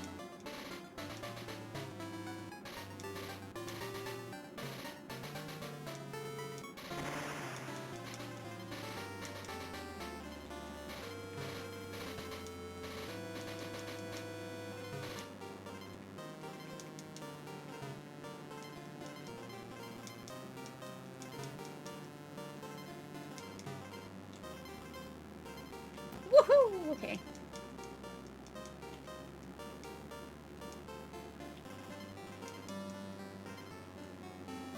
These two, I just really don't like the freaking blowjob brothers over there. They're just... Those are some effective enemies. Okay, so I've gone both directions there now, so I guess it's not... It's annoying when the coin is like, there's a split pathway and it's just in one of them. I don't know if they've ever actually done that to their credit, but... Frickin'... And I mean, unless, you know, like, one of them is just an obvious, like, kind of hidden way to go, but I just mean if there's like a split path and two of them look, you know, they look about equal. It's just like a pick-a-path situation. I gotta say, I think much like the original Toxic Tower, the second half of this level is actually easier. Like, once you get the hang of it and you know what to expect and stuff, it's easier than the first half of the level. I called them the Blowjob Brothers, yes.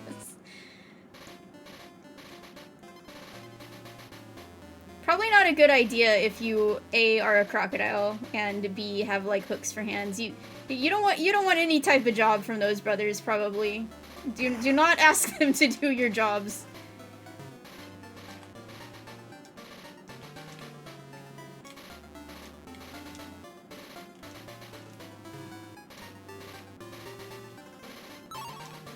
Okay.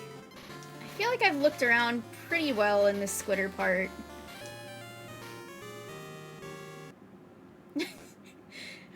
You've never heard, like, I don't know, it's just like a meme, like when there's just like two guys and people just call them the Blowjob Brothers. I don't know where it came from, but...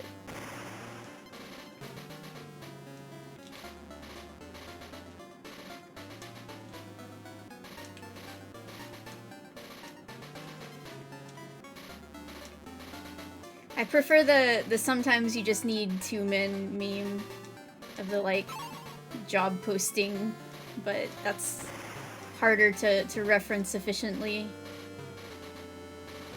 Oh, God. You know, maybe it's on this, like, insane part with just, like, a million random-ass platforms. It's probably, like, hidden in some little, like...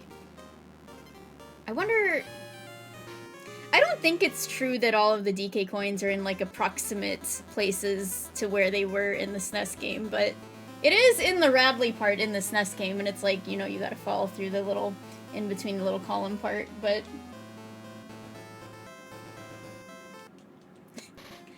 It's a drill tweet, that makes sense. You know what? That makes sense. I actually didn't know where it had come from either.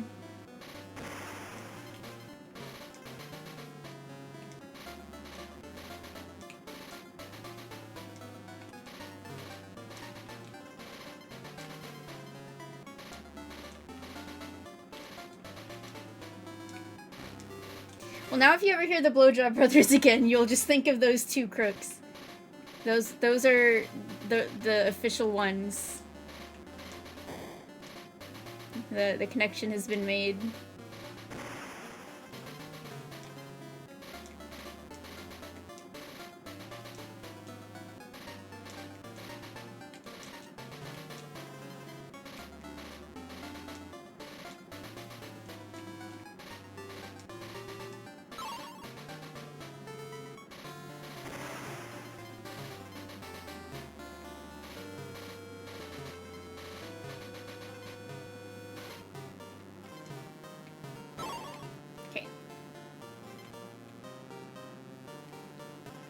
I feel like I haven't explored this part really adequately, because there's like 500 platforms here. So let's see how much I can do before this stuff catches up to me. Oh, I'm gonna die! I found it! Okay, I know where it is.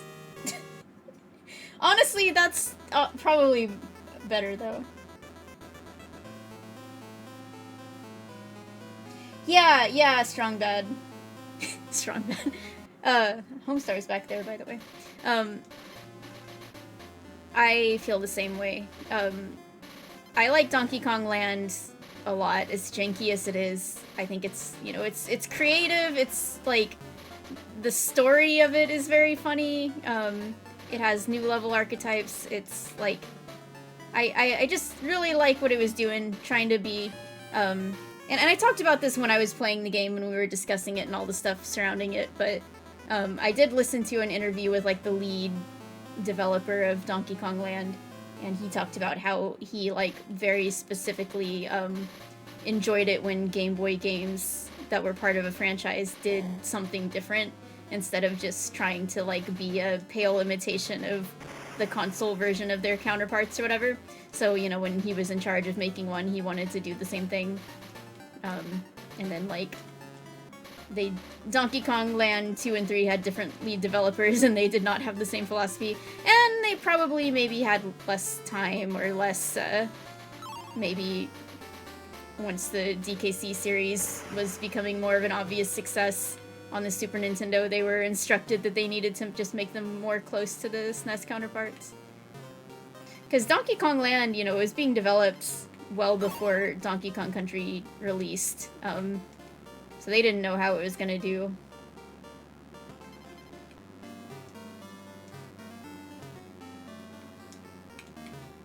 Okay, so it was like over here? Okay, that's a little awkward to jump to because you kind of bonk off the ceiling, but we did it. Alright. Let's go save. Now the question is, do I want to see the captain now, or do I feel like I gotta go get the stupid Bramble Blast bonus first. Because that's gonna be so anticlimactic to have to, like, come back to. 87% though, we're getting places.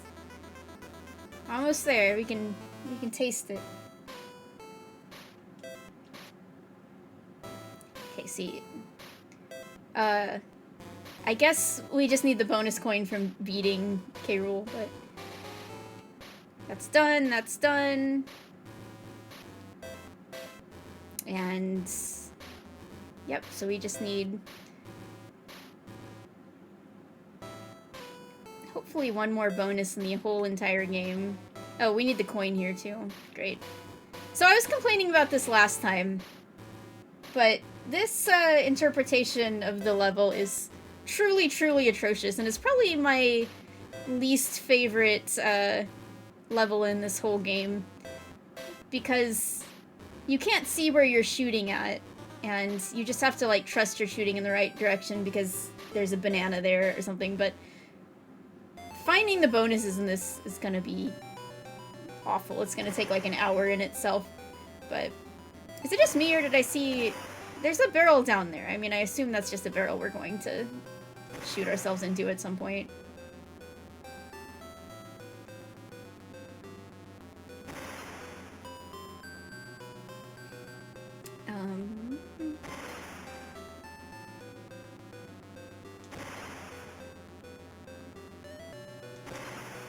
Yeah, it was this one.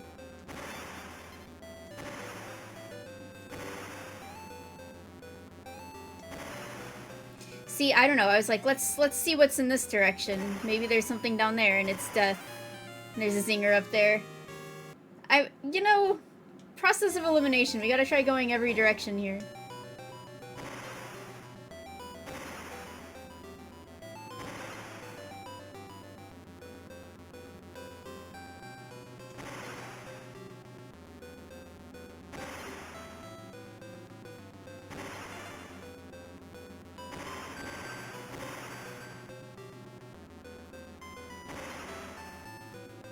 Two directions. Two more directions.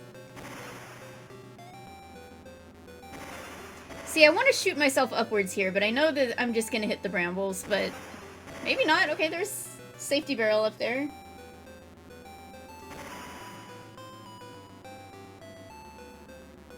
It's like I'm being mocked because, you know, I love the, like, bramble aesthetic so much. And this is just like...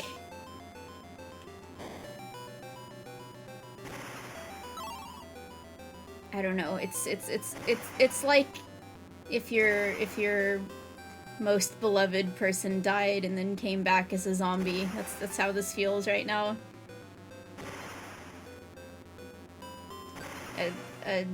You know, like a traditional brainless zombie, not like a sentient zombie. I always gotta clarify because, you know, obviously when you're talking about a zombie, most people are gonna think of like a, you know, brain dead, shambling corpse, but I like it when zombies are like sentient creatures who are just dead, but they're just like people who are, you know, I don't know. I feel like you don't encounter that trope that often, but I do have it in my story, my webcomic. So, sentient zombies, something that I like. Essentially just, you know, undead people. Yeah, exactly. I got one in my chat right now. Yes, the zombie fish who I relate to out of all my characters the most.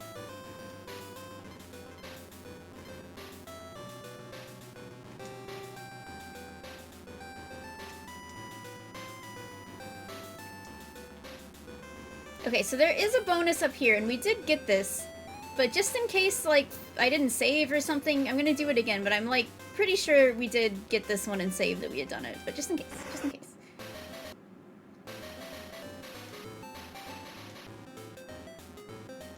That's, it turns so slowly. I got ahead of myself there. It's like, come on, Beryl, I'm on a time limit.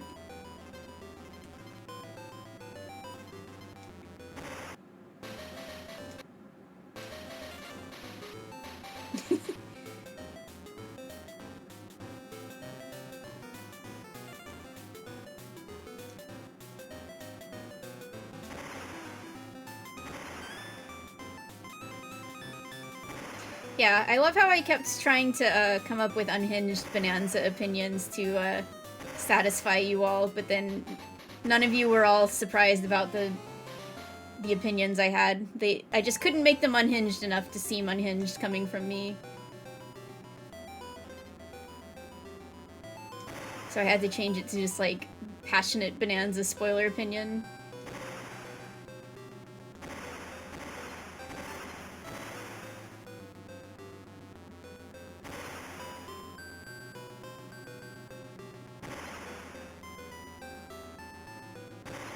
Okay, so now we're getting to a part of the level with a bunch of different options of viable paths because of all the bananas.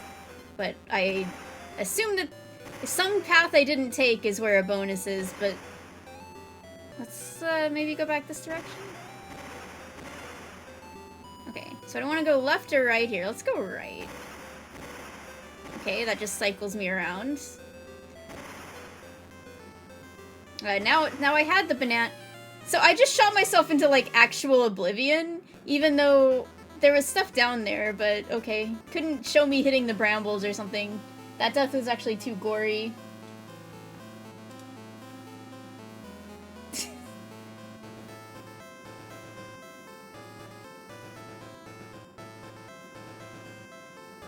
Yeah, honestly, the only ethical use of AI at this point is, getting an AI to figure out how to play this level so I don't have to.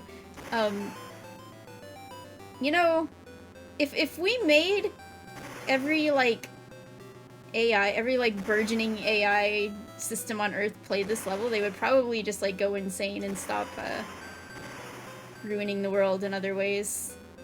They would just give up.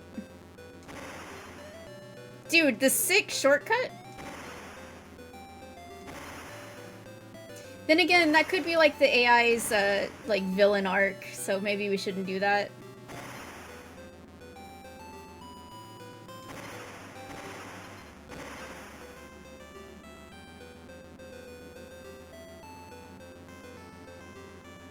I don't know why, because it, like, doesn't actually matter for the timing of this or anything, but it really bothered me that the camera, like, I wanted it to be panned more to show, like, where I was ending up instead of, I don't know, it made me feel, like, insecure. I want to know where I'm going.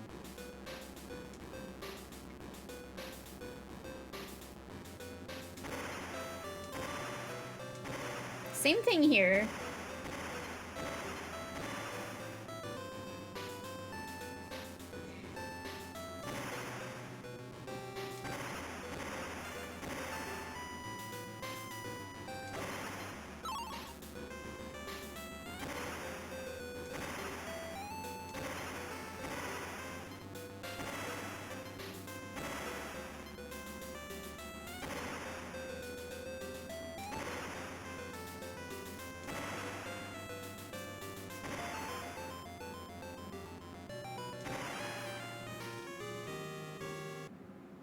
She should have just bounced into it and then activated the halfway barrel.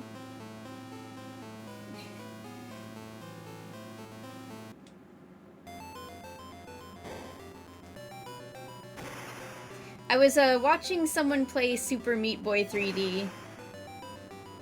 Not really out of choice. I wasn't like, oh, Super Meat Boy 3D! I gotta watch this! It was just a streamer I watch, and he just plays random stuff, and that's what he was playing that night, and I was like, halfway paying attention to it while I was playing Cocopia.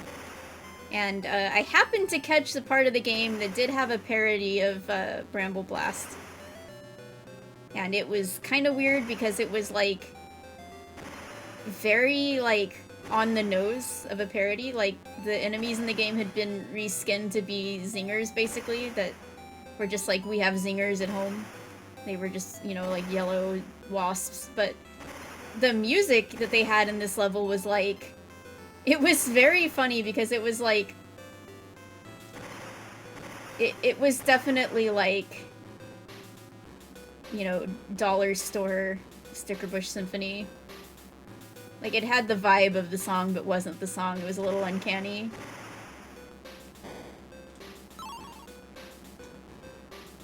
Yeah, so I don't know that much about that game, because I wasn't paying that much attention.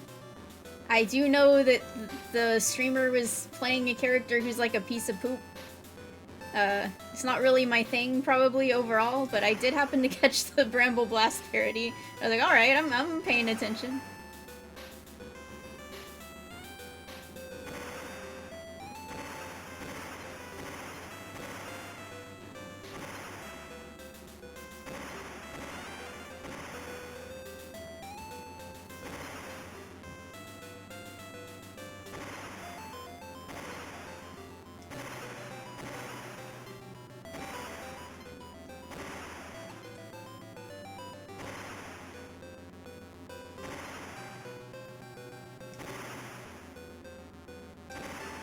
I don't know when that game came out, but if it came out before Bonanza, then it beat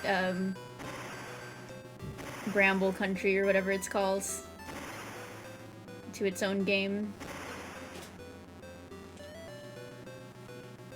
Oh yeah. I'll next break. Yeah.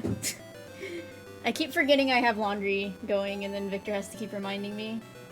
Like a month ago. Okay, so it did not beat Bonanza to its own game.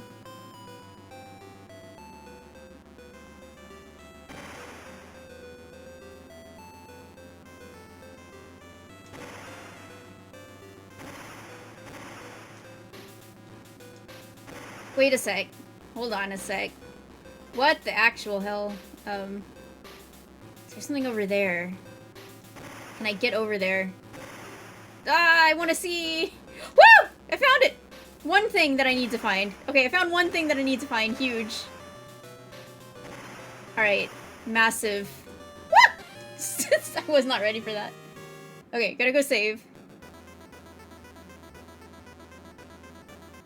So I assume the other bonus is in the second half, because there was one in the first half, so... I think that's every coin up until the last world. The Lost World. Alright. Yo, Forsty!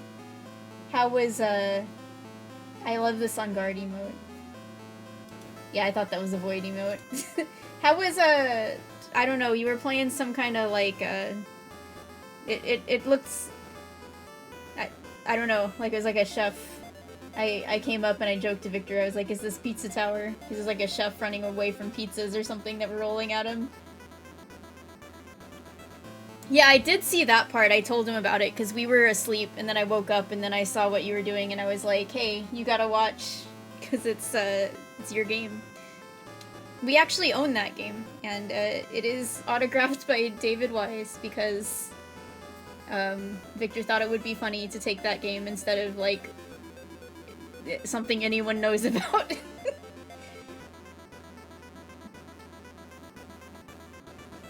Sure, Andre. You're thinking about the Blowjob Brothers again? Alright.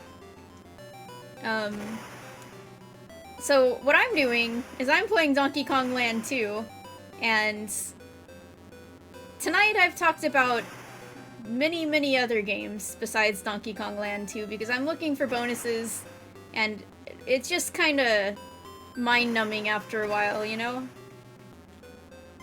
So when I play this game I feel like it just kind of turns into a little podcast where I just turn my brain off and I go scour, you know, I let my body scour every inch of level and I just talk about anything else.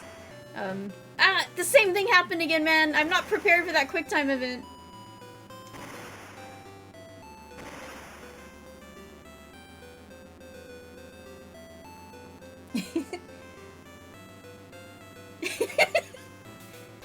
This is one of those internet memes that I thought was more widespread than it actually is, I guess.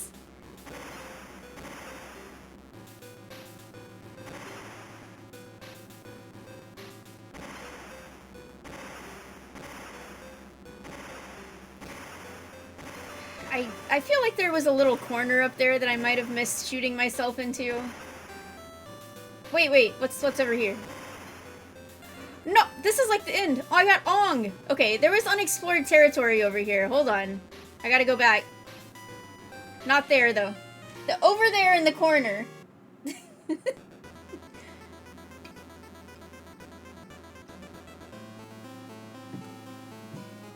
Yeah, press 1 in chat if you've heard of the Blowjob Brothers. Or don't. You don't have to. You don't have to out yourself.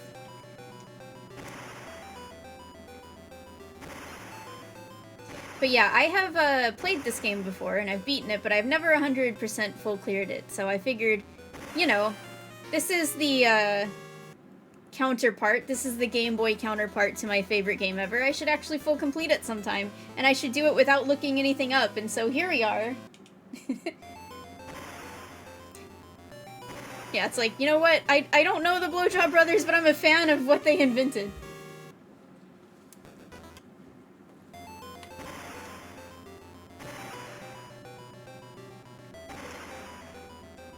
Fan of their work.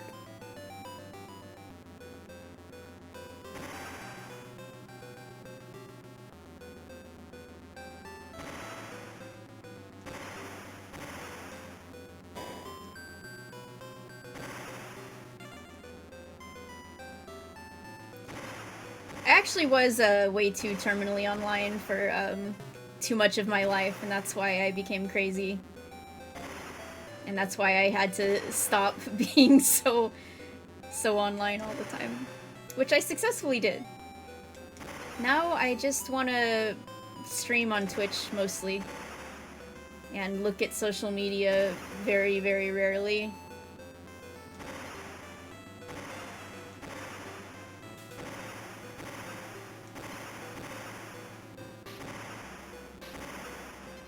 And actually just look at Instagram, but look at animal pictures and videos exclusively, and try to filter out the ones that are AI.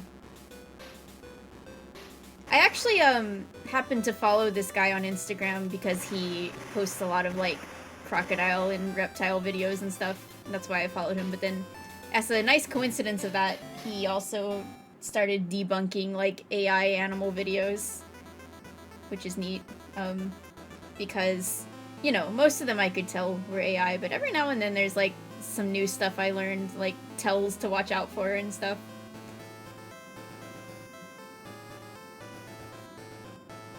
So I didn't find the bonus there, so we're going back in. I don't think I got anything new, but I'm gonna save just in case.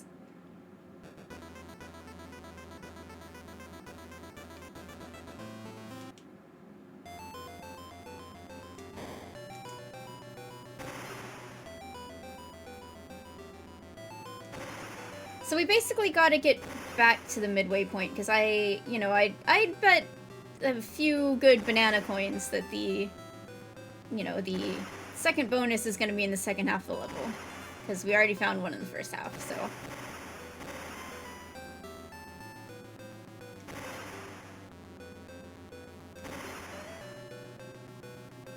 Is this the sick shortcut? Yes, it is. I like how it looks like you can get the banana there, but you actually can't. You just near miss it, but you do get a sick shortcut if you go that way.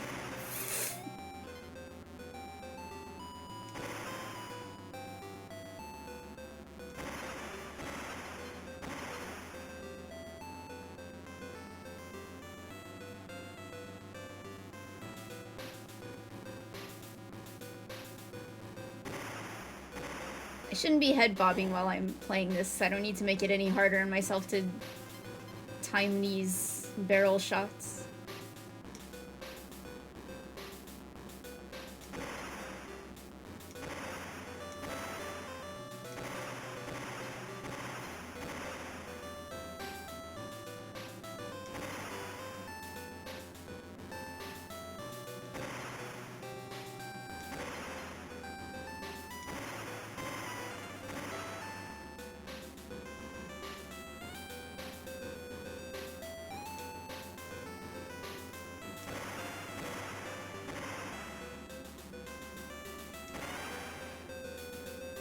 Just look at this screen.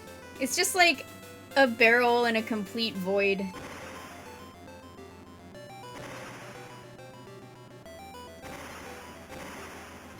Maybe this is how Void Kong got his name. He's actually from... He's specifically from the Donkey Kong Land 2 version of Bramble Blast. That's where he was born. In the void.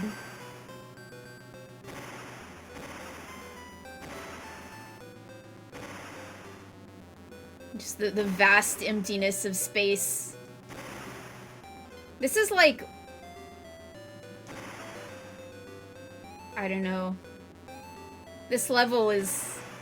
It's like the destroyed dimension in Super Paper Mario.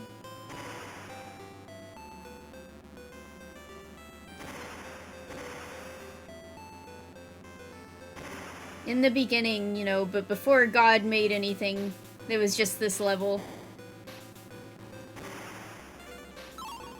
Alright, I'm gonna, like, this is where the DK coin was. I'm just gonna go over here and...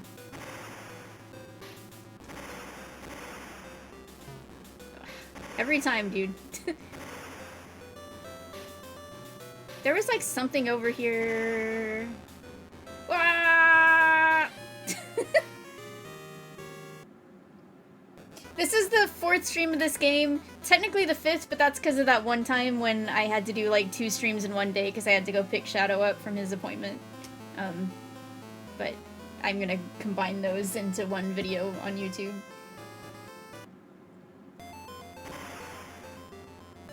Picking Shadow up from his appointment makes it sound like, I don't know, like he... Like he was, like, I don't know, he had like a job interview or something. Maybe he was at the therapist or something. I don't know. He had a grooming appointment.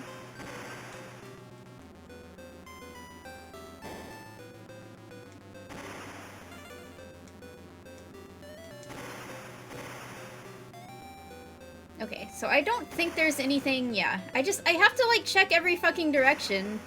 Because you never know, you know? Like... Ah! Okay. Got him that time. Alright. Did not let it catch me off guard.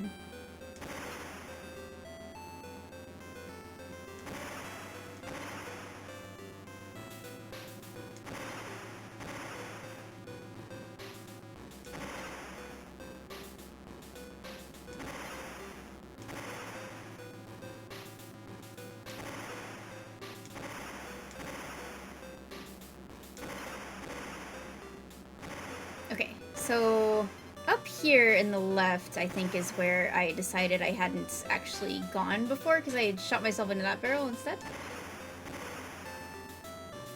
I don't think I've been over here. This is promising. This is promising. Maybe I have, though. This is a long way to go if it's a bonus. That is the end. God damn. Okay, so, like, did I go into that other barrel from before or not? Am I just thinking I did, but I didn't? Okay, we have to die, I guess. We don't have to die. We don't have, no one has to die here. I just have to start select out of the level. There's options.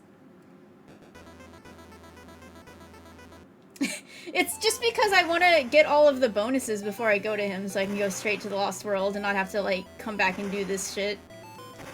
It's one of those things, like, you gotta get the annoying stuff out of the way because otherwise it's gonna be super anticlimactic to do it after you, like, do the boss, you know? So hopefully I find this soon, then we'll go to the boy, and then have a nice good time for once. You'd think I would know to expect that by now, but I don't. You know, I forget after which of these identical-looking barrels I shoot out of has the, you know, flitter part that I have to react to super quickly.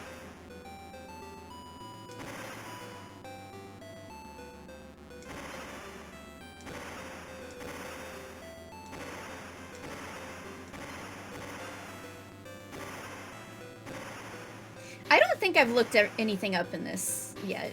Now, maybe I... So, yeah. Okay, hold on. There must be something... I think I did come over here, and then I went over to the other direction because I was like, oh, this must be where I'm supposed to actually... Like, I thought that this is... Well, by the way, what is this? This must be from the... What animal fucking buddy is in this? What the... Is this from the bonus? Like, when you come out of the bonus, am I gonna be an animal buddy? Like, what's going on here? Also, what is with this guy right here?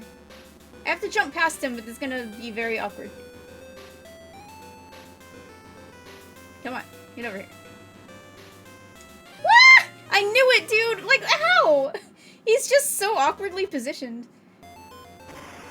Okay, so we gotta get back there with both Kongs, and then...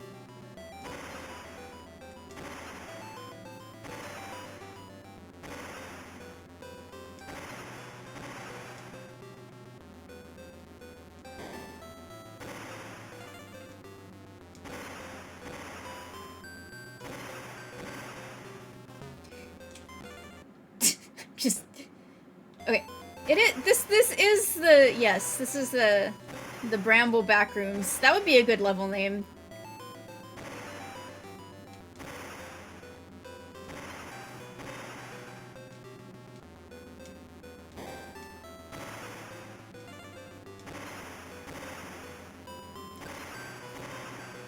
Okay, that time I, like, actually was prepared. I was like, this is where the dragonfly is. I got it.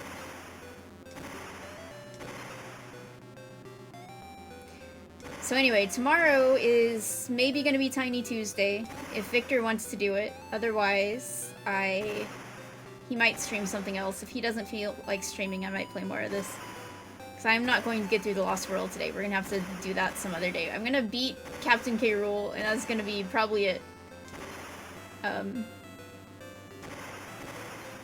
Because I just legit can't stand looking at this game for longer than like 3 hours or so.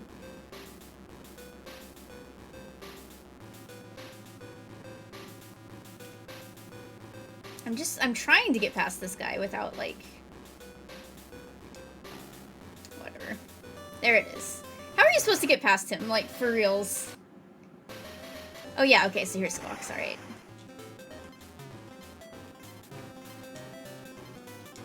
Well, we did it, everybody. We found all the bonuses. Now we can go see our friend Clubba.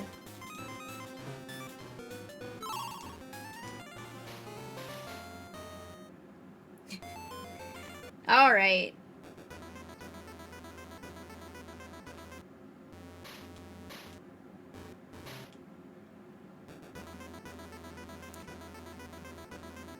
So I don't know if I've really talked about this much, but I am going on a trip, by the way. I think I mentioned it before, but a week from tomorrow I will be leaving, and I'll be gone for like 2 weeks, basically, so it's gonna be a bit of a long break, and that's why I really want to beat this game and wrap up this entire chapter of the chronology before I do that.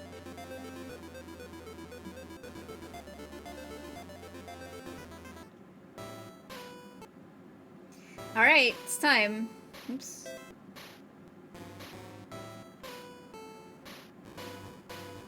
Time to hear Crocodile Cacophony again. It's a little less exciting this time because every boss has the song. Here we go. Yeah, that's what I was trying to do, Reiji, but it is really tight. I mean, I guess if you... There's gotta be a way to time it exactly correctly, but...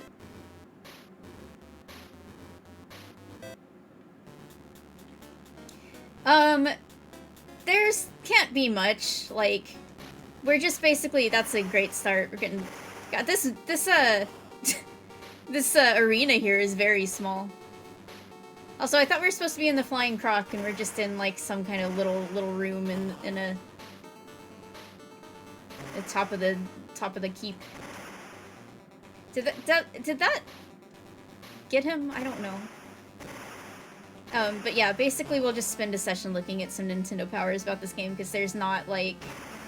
This one doesn't have a novelization, or... There are no comics that are specific to Donkey Kong Land 2 that weren't just, you know, already Donkey Kong Country 2 comics, since this is just a retelling of the same game, basically. Yeah, this is like a... Seems a very, inefficient way to build an airship. It'd be very heavy.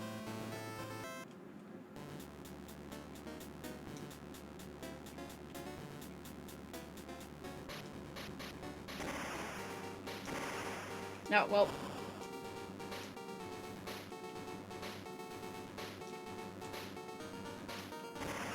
Yeah.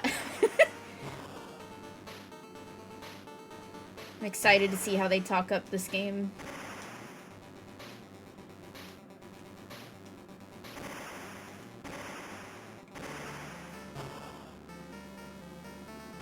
Is my boy not gonna have his signature spiky balls? I don't remember anything about this version of the fight from when I played this years ago, you know? DK Land 3, that's the one where, like, every boss has the fuck you attack. I think that might be where I actually, like, coined that phrase for myself. Coined with the K, because it's Donkey Kong Land 3. Oh my god.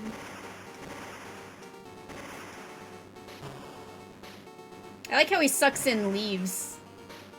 His, Bro, is he okay? That was, did he have X's on his eyes? I feel like they made a unique sprite for him for this game. Oh, he's shooting at all kinds of different levels here. Alright. Yeah, his suction is so powerful, he's sucking in, like, leaves from outside the castle, or the airship, or wherever we are at this moment.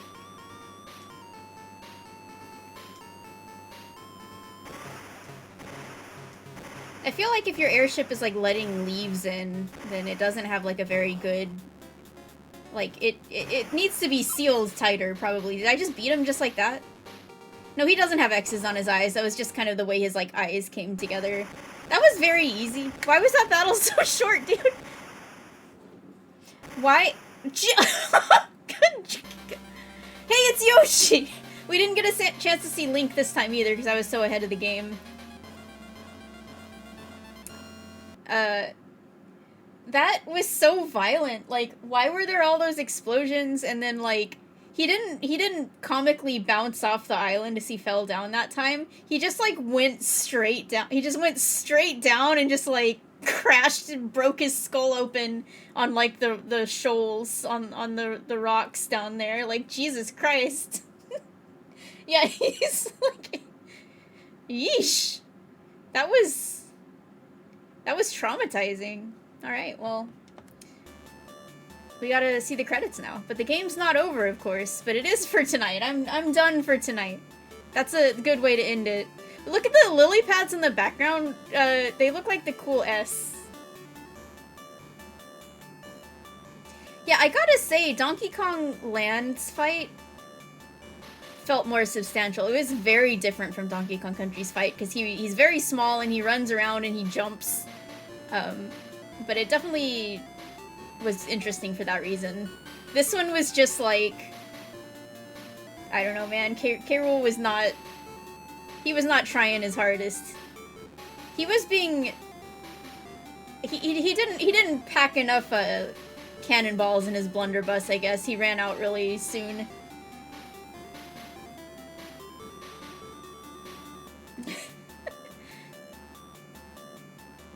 There he is. Except we know the truth. We know that he's been, you know, vaporized.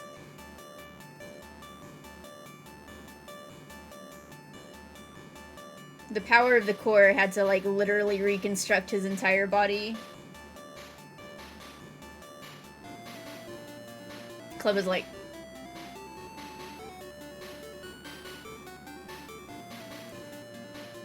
Yeah, this is the Dark K. Rool timeline.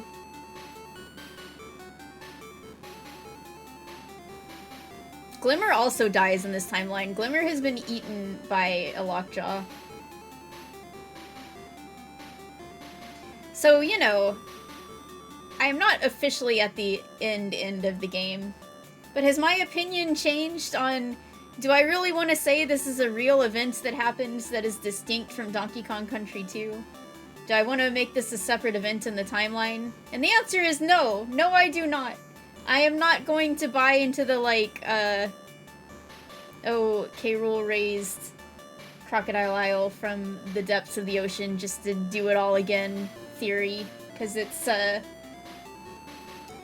differences between this game and Donkey Kong Country 2 are not worth twisting yourself into pretzels over to justify this game's actual existence. The nips, dude, he's flexing him. Oh man, he's really putting it all out there. Because he's the most important diver. Although that is weird. They should have saved him for the end, yes, but...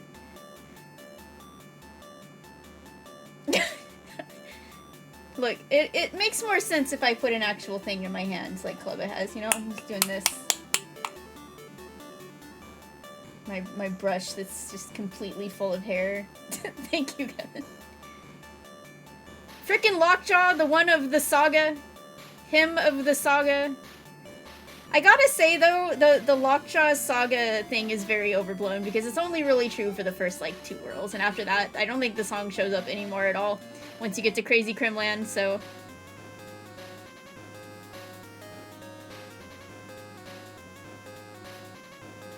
Was this... Oh, Swanky! Swanky's the other main character, besides Glimmer, who was completely cut.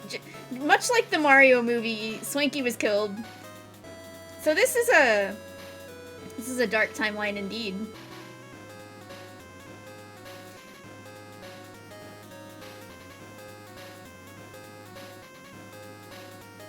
Thank you, Smales.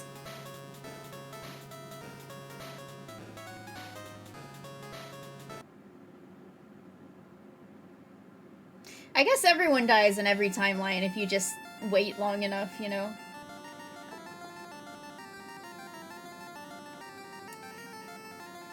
Alright,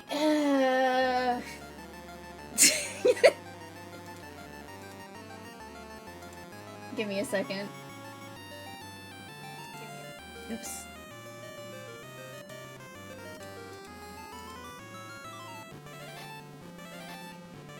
Okay. Well...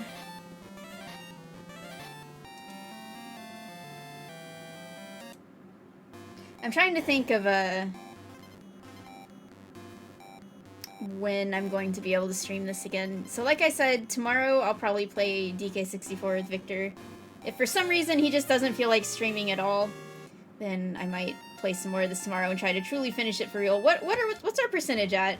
89%. We only got 11% left. So we just got to do the Lost World, and each of the Lost World levels has the...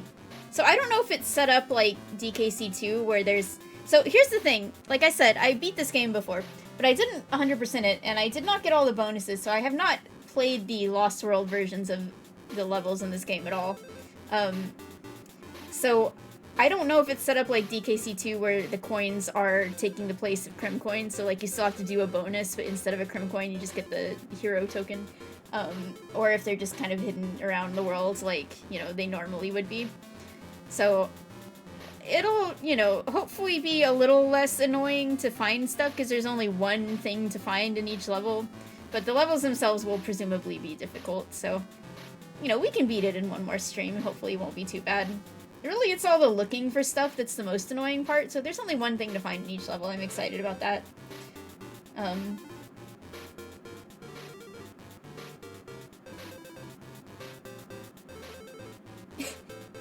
That's true, Andre. That's a good point. It would still be echoing around my head if I had, like, you know, played this and just... If I tried to one-sitting this, which, good lord. I could beat this in one sitting if I wasn't trying to 100% it. If I was just trying to get through the game, yeah, I could do it, but... anyway. Friday, probably, because Wednesday and Thursday I'm gonna be out. Since I am going on a trip soon, I'm gonna try to hang out with some people this week, so... No streams on Wednesday or Thursday, so Friday is probably when we'll get back to this and try to beat it. And then I will hopefully do my finale of Chapter 2 over the weekend on Saturday. So Friday and Saturday, big weekend for the Kronology. And then when I get back from my trip, we can do Donkey Kong Country 3 and Donkey Kong Land 3. And that's going to be a lot of fun. And then after that, Diddy Kong Racing. And in the meantime, more Pokemon Stadium at some point. I honestly don't know when I'll have a chance, but... Oh, I gotta do the Radley thing, too. Of course, I have to do, you know, my boy Radley, I have to get his statue, so... That'll also be over the weekend as well. It's gonna be a busy weekend, because I'm gonna be gone, so I'll try to stream a decent amount this weekend. It'll be lots of Donkey Kong content, as As usual. But yeah, thanks for watching. Unfortunately, I don't really have anyone to raid right now. Because it is late. And, you know, the late night Pokemon Champions people are maybe chilling out a little bit since the season is changing over, and so it's time to wind down a bit. But, yeah, I guess I will just send you all to sleep.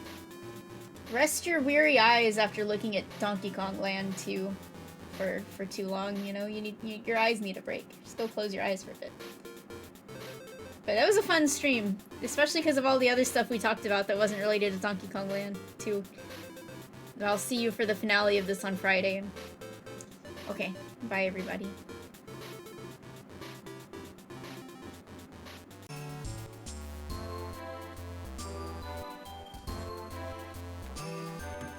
Yeah, Jordan, it's that this game is not a separate event in the timeline. It's simply a remake or retelling. It didn't actually happen. It's not real. That's my explanation. We'll talk about it more at the end, I'm sure.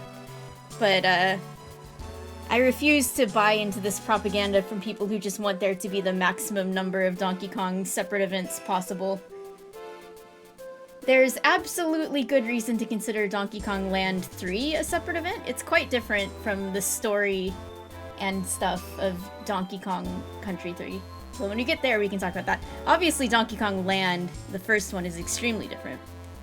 But this one, it's just the same game, but worse. Let's be real. I'm not Hyle. I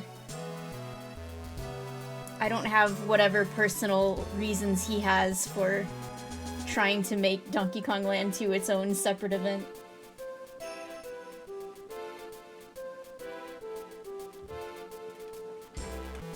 Hello, Buzzard. Alright, let's do it. Okay. Yeah, so you can't really see it because I'm too close, but I'm dressed in kind of a snaky manner tonight. I don't know. It's like it's green, and it's got kind of a slithery pattern, and I'm wearing a snake bracelet. Because my mom sent this to me in the mail, and I guess it's really more like an Ouroboros. It's like two-headed snake. And that is because if I beat this in time, I would like to try to do the Radley event tonight, but I don't know if I am. We'll see. We'll see what energy I have left at the end of this, but if we don't get to that tonight, we'll have to get to it tomorrow or Sunday. I'm really scared of the Radley event, actually, because not only is the Radiance layer, I haven't done any, I haven't unlocked doing, like, the regular Emerald Rushes there, so I don't, like, know anything about playing it, and it's kind of a confusing layer to begin with, and the Snake Bonanza, which is by far my, like, least favorite Bonanza to, like, actually use and control, so it's gonna be a hard one for me, for sure. It's gonna take a lot of learning. No problem, Matt. I'm always appreciative when people are here, whether they're chatting or not. I do love the Snake Bonanza music, though. I mean, all the Bonanza themes have good music, but that's one of my favorites. Alright.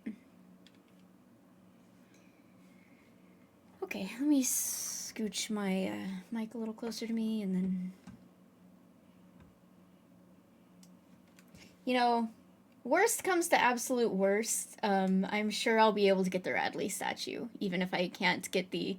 You know, if this is the first ever event where for some reason I just couldn't get through the whole thing, and I couldn't get the Snake Bonanza statue, I would live with myself as long as I got the Radley one, so...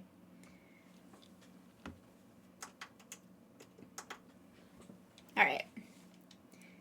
So, last time we ended by, getting every single bonus, I believe. It took us forever, but I do believe we did, yes, we did find the one in Bramble Blast. So, we are ready to go see our beloved Clubba, and, you know, see what the Lost World is like in this game, and see what its true ending is like, because I have not ever seen those at all. And when I did play this game in the past, I just beat the captain, and I was like, I'm not finding every bonus in this game, I'm out of here, bye. So this is all gonna be new content to me. So, some of the, I think what we're gonna see here is like the first new content in the Kremling Kronology, as far as games go, obviously. A lot of comics and other stuff that I hadn't encountered before, but gaming-wise, the first new content of the Kronology is the Lost World of Donkey Kong Land 2, so let's go. Alright. Oh boy. Why did he say let's see ya silver? Are they silver? I mean, I thought they were gold. Maybe they're silver in Donkey Kong Land 2 because everything is worse. So the Krem coins aren't even... They're not even gold. They're silver in this game. You can't... I mean, they look gold. But I mean, I guess you can't really tell for sure on the Game Boy. So... Well, I got 47 of them. That's such a weird number. Like, they couldn't put, like, 3 extra bonus... You know, I should be grateful. I shouldn't complain. I was gonna say, they couldn't have just put, like, 3 extra bonuses in some of the levels that only have 1, but you know what? I'm glad. I'm glad there's only 47. Maybe they had 50 and they shaved off 3 of them because they were just too annoying to find, actually. I like that the... I don't know if I like it, but it's interesting that the mouth of Crocodile Core is open already. It looks very happy to see me. It's very excited. It's poggin'. It's like, you finally made it to the Lost World, you actually did it. And, I guess we just gotta make our way through all these levels in order. There's also, like, fewer mountains in the background. They're a lot more thin. There's just, like, 4 of them, and they're awkwardly spaced out. Man, even the Lost World is worse. Shaking my dang head. Alright. Why does the jungle levels have the bramble music? Okay, you know what? Fine, you know... As long as it's not you-know-what, we'll take it.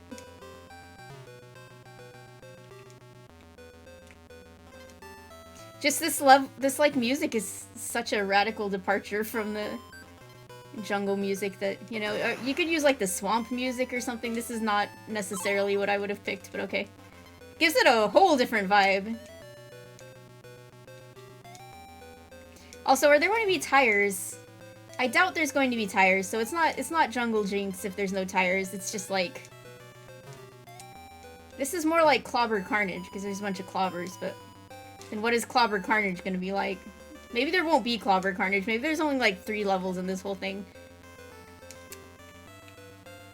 I don't know how many levels are in the Lost World here. A decent amount, because we still have like 10% of the game left or more. Well, I found the bonus.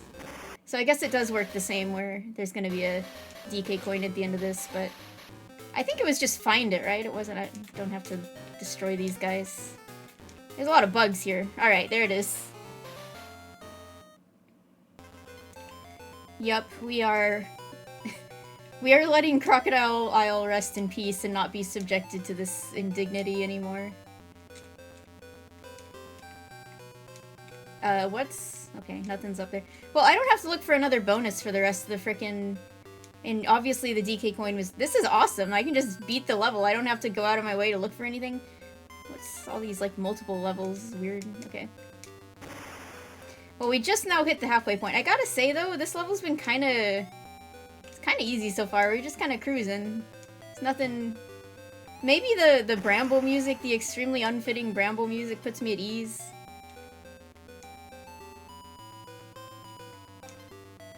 Oh. Oh, the G already? Dude, this... I mean, it is the first level of the Lost World, and you might think, oh, so yeah, it would be easy. But in this game, instead of being able to do the Lost World levels as you go, you know, like, as you make your way through the rest of the game, you can't even get here until you've got every single other bonus in the game, including beating Captain K. Rool, so... There's no reason for this level to be, like, super... Oh my god, the Kaboing MVP just came out of nowhere. There's no reason for this to be super easy, but it feels very easy.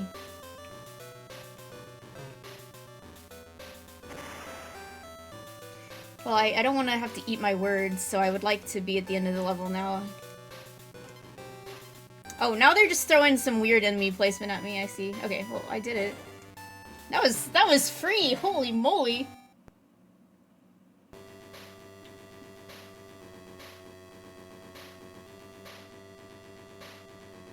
Yeah, that's a good comparison, Reiji. It's like when you get to the last level, secret level of Returns, and it's just that goofy-ass happy music and all the floating vegetables and fruits, but The theme and the feel of that level is very silly, but it's very hard.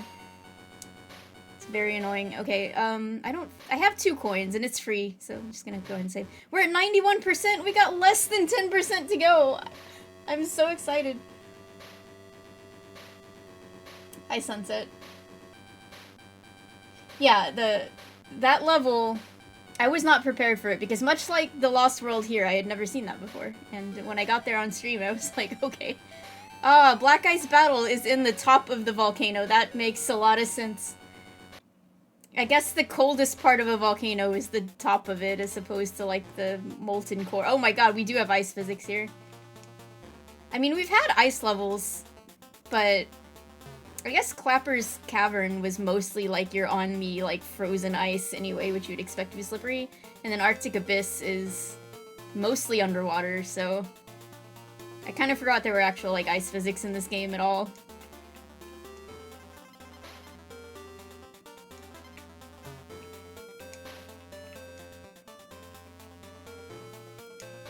This feels like Black Ice Battle to me so far, you know? It's got mostly just going down the whole time.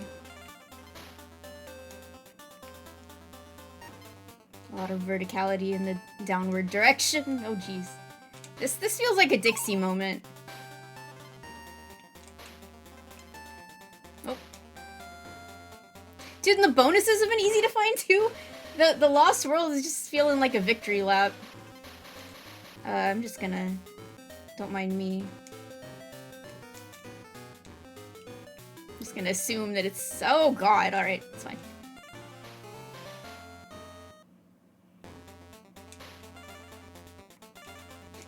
I don't know what I said wrong, but...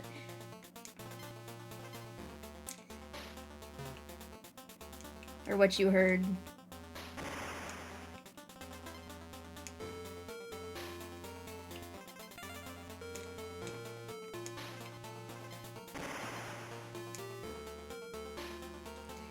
Alright, well once again, we've already found everything we need to find, so we're just gonna cruise to the end. Gotta play it a little safe.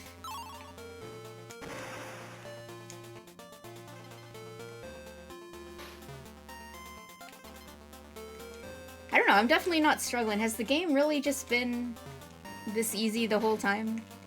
And I'm just in a good mood today because I know that it's almost over? That was just carelessness on my part.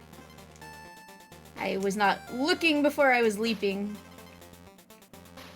Now, to be fair, I said this level was easy, but I'm gonna bet that it's significantly harder with Diddy than it was with Dixie.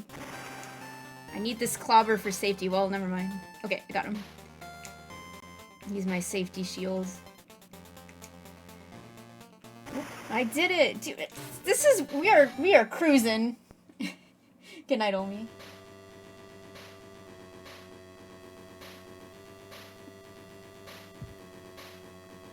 Fiery Furnace. Now, Fiery Furnace seems like it should be in the top of the volcano, and Black Ice Battle should be over here, like, on the top of this mountain. But okay.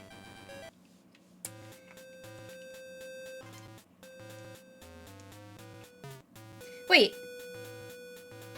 Fiery... We skipped a few.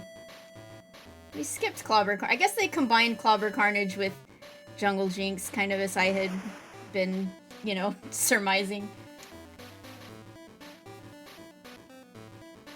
Maybe it originally was gonna be that way and they had to, like, take a couple levels out.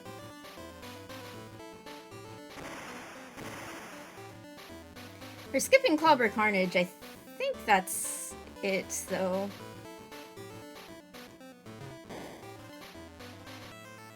Oh. They put... Instead of Clobber Carnage being a level, they felt bad about taking it out, so they put, like, 50 clobbers in, like, every other level here. I don't know why, but there's just, like, a ton of them.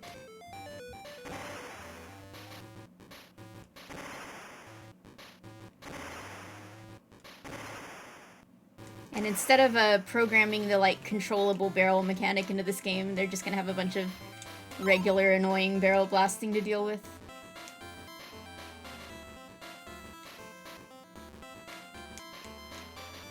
Whoa, that was foolish of me. What? We got Red Hot Riot in here too. They're just combining all the lava level greatest hits. There's gotta be some like BS here. The bonus has to be in like this section. Probably not though, I just got myself killed. Alright. That time I died because I'm looking for something. Hi Traveler. How's it going? Do you have Radley yet? Oh. I do need to make sure I go save if I'm gonna like die in this level.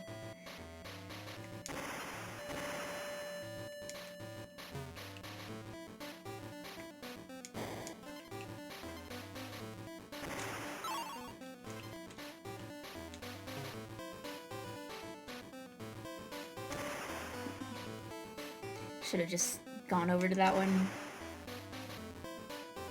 God, this thing moves like really fast in addition to spinning. Well, it doesn't move very fast, it spins pretty fast. But it's also moving at the same time. I'm such a pro.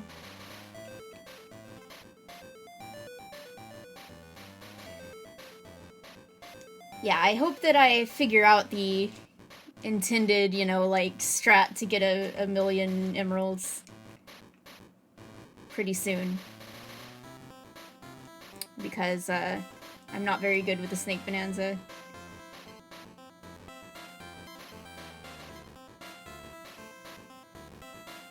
Okay, well.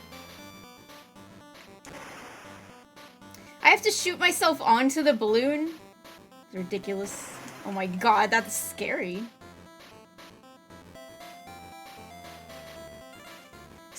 So far, the, I'm gonna go down here. Okay.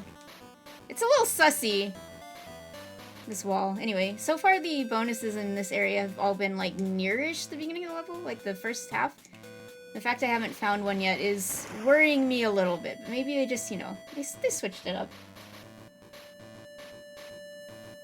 Yeah, don't tell me what it is, but if I struggle too much, then I'll ask somebody who's done it, you know? No, we got Squitter? Okay. They really are, they just made this, like, red whatever. The Hothead Hop, there you go. They made it Hothead Hop 2.0.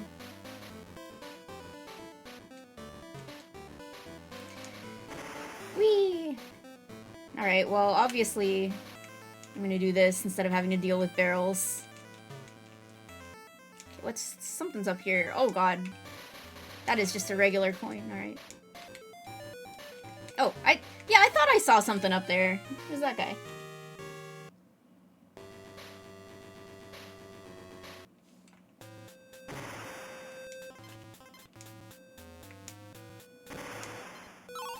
Alright.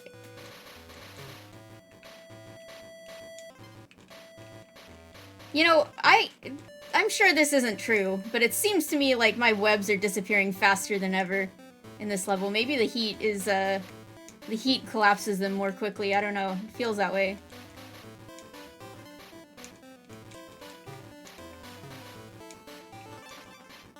Okay, where's this bonus? Oh, jeez. Oh my god. Oh! Get out of here. Nope. I gotta look all over the place for the bonus while I have Squitter, so I gotta go up and down all over the place, everywhere I can go. That's, in. Ah! Okay.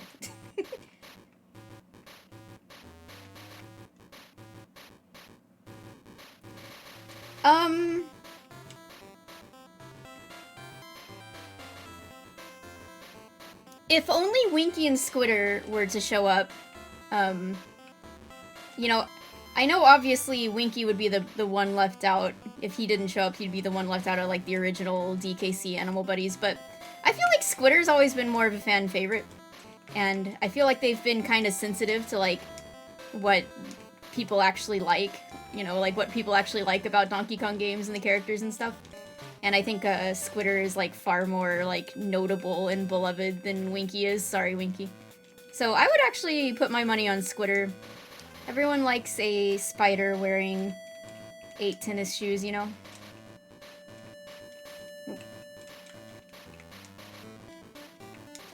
Squitter's like a more unique design than Winky, who I love Winky, but he's, you know, he's kind of just a frog. I feel like they would want to like make a statue of Squitter because he's fun.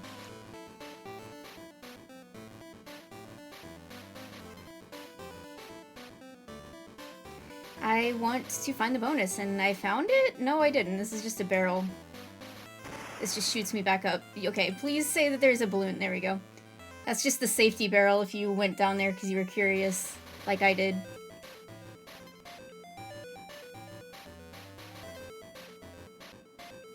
Man, they really wanted to bring the Red Hot Ride mechanic back for one last hurrah in this game. By putting it in 2 levels instead of just 1. Where the frick is this bonus at? I'm so concerned. I'm gonna have to do this level again because I did not find it. Maybe it's at the very end. I will say these Lost World levels do feel kind of long.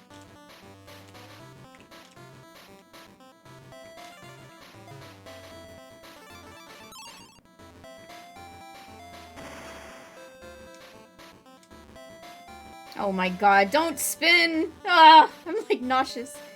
Just being inside this barrel, oh my god, okay. Better to go too early than too late, I guess.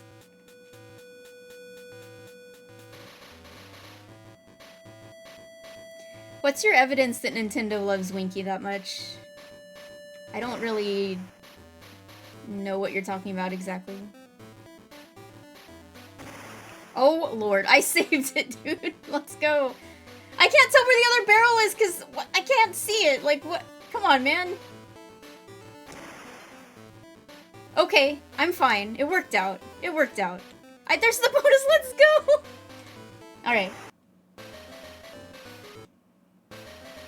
Oh, we got crockets. Okay. You know what? That was on me. All right. I want to get... Where was the bonus at? Okay. What is this in here, anyway? Oh! Nice. Okay.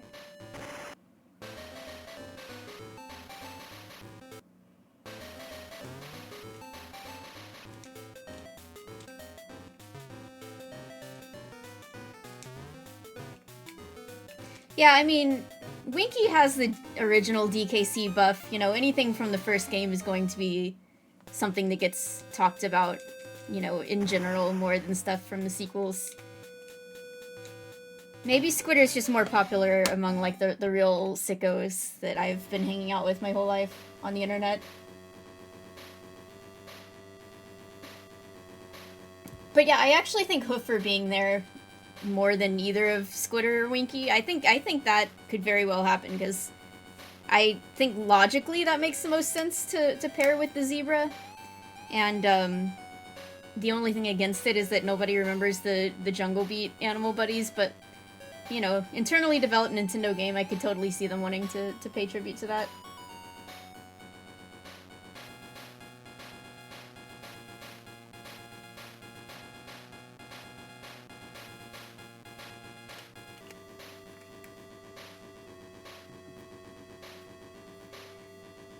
I remember them, the buddies. I just don't remember their names for the most part.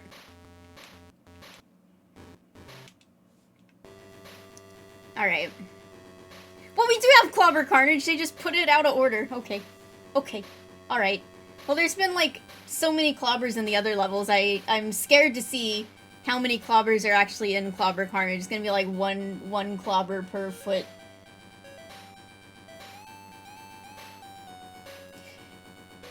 Yeah, I thought that was the case, Jim, but I wasn't, like, 100% sure, and I didn't want to, like, you know, a lot of people think that, like, all Nintendo teams are the same, so, you know, I know that's not the case, but I do know that this team in particular did start there. You know, I wonder how many of those people that worked on Jungle Beat are actually still part of the team, though. But it is Nintendo, so I feel like there's definitely a lot of, like, retention of talents, a lot more than you tend to get at, like, a Western game studio where they have layoffs all the time.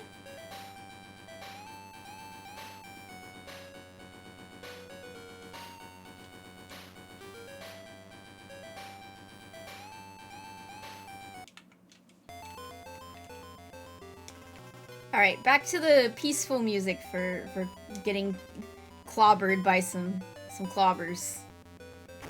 Getting carnaged by some clobbers. And kabooms, maybe, perhaps?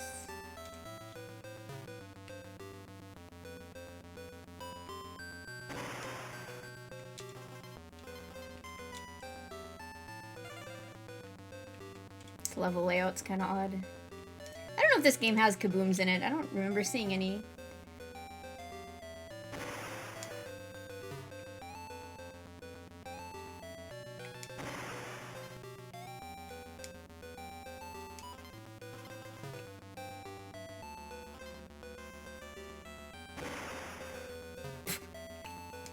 These kaboings are...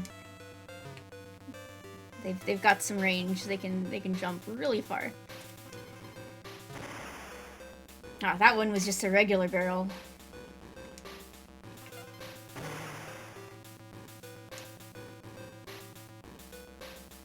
I have not missed any DK coins. I've gotten them all on my first trip through each of these levels.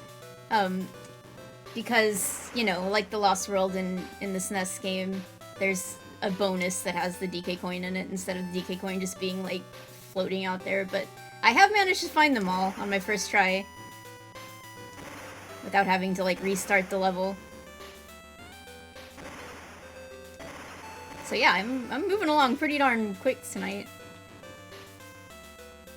Yeah, I guess there aren't any kabooms. All these TNT barrels are just regular TNT barrels.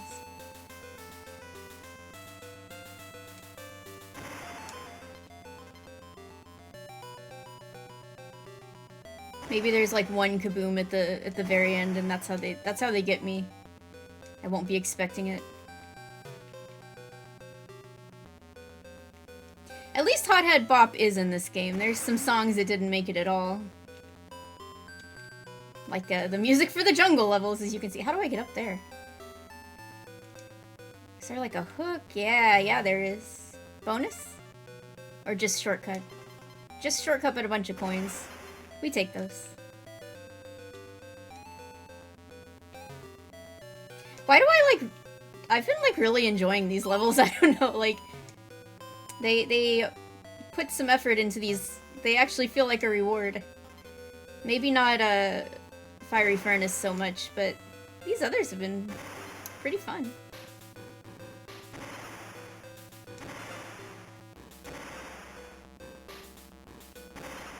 And not excruciatingly difficult. But where the bonus is, I have no idea. Oh god! I'm gonna take care of you. Bye.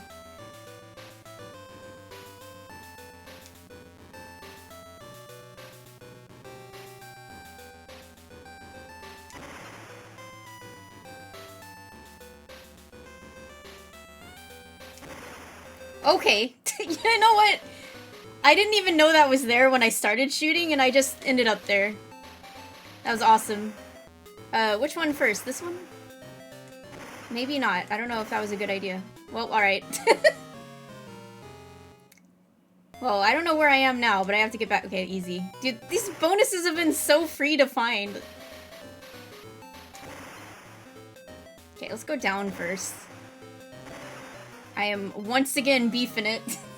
At least it's easy to get back to. This one is a little challenging. I'm stressed out by the time limit, so I'm trying to, like, rush it. Okay. Now let's go up. Nope! Nope! I'm glad I'm not actually dying here.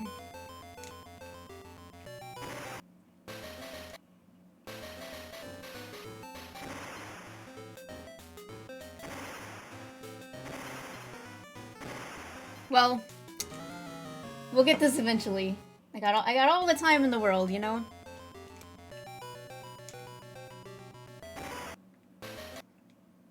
Okay.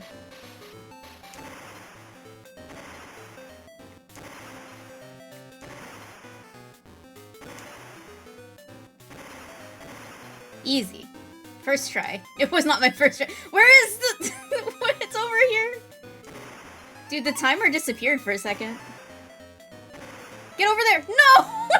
You can't shoot from over there. I guess if I did, like, up to the right, maybe that would work. God damn it.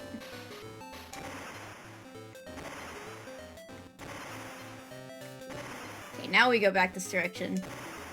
Okay, go down again. Over here. Over here. Now we got it. Alright, alright. I learned. I would rather a swanky statue, but that's just me. It would be more correct to have a kitty statue, you know? Okay. Dude, I'm getting... Oh, what the... Alright. That guy just goes. He doesn't come back. Alright. There's stuff happening down here that is violent.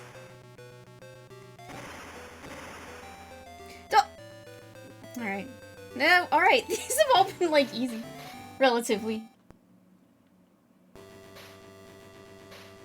Well, everybody, it's time for Animal Antics. We do know that they have, fully functioning wind mechanics in this game, so we'll see.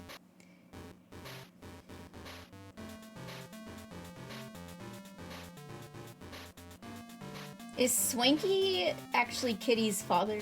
That could be true, as far as I know.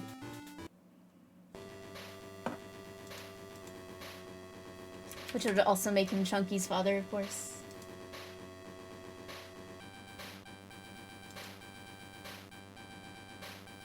Alright. Let's go. It's time for some antics. I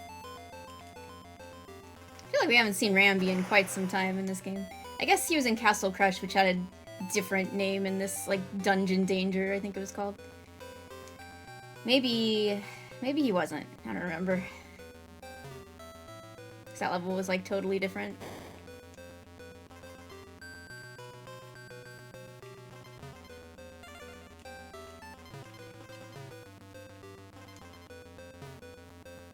Nope.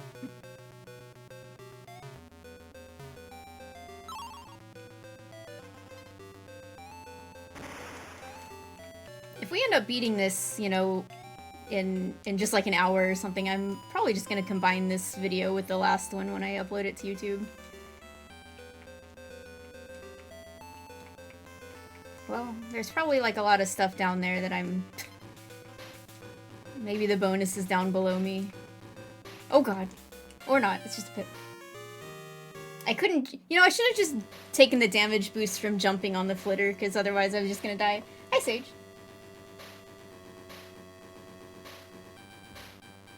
The end is not the end, true. But the end of this game is the end. Because there's not even a Cranky Kong to talk to in this game. Does Cranky have any presence in the... Was he even, like, in the manual sassing us? I don't think he was. Cranky has basically no presence in this game at all. You know, he went from being the reason that Donkey Kong Land 2 even happened to, like, staying out of our business, I guess. Yeah, understandable. I saw what you were talking about. You've been having to work hard lately. Go get some rest.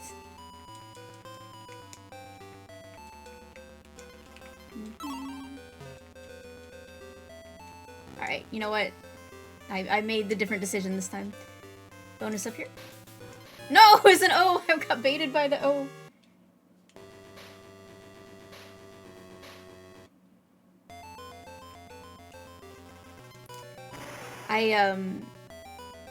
Yeah, Swanky is very much, like, acknowledged in the game. So, I could see him not, like, getting a statue, but I'm happy with Now here's the question. If they had a Swanky statue, do you think it would be his DKC2 design or his DKC3 design? I feel like it's gotta be his DKC3 design because it's a little more, like, distinctive. That's the one they used in the movie, and that's the one that Quiztone more closely, like, takes after. Hello? Ah! Okay, now this is getting a little annoying.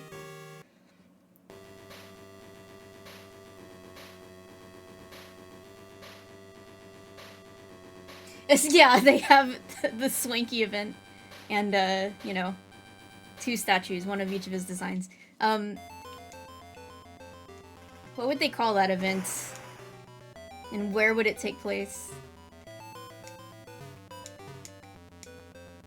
Swanking it. This is, yeah, this is a little tricky once we get to the squitter part, because this feels harder than Web Woods for some reason. I swear in the Lost World they just made Squitter's webs, like, disintegrate, like, twice as fast. Stay low, yeah. Seems a little bit safer.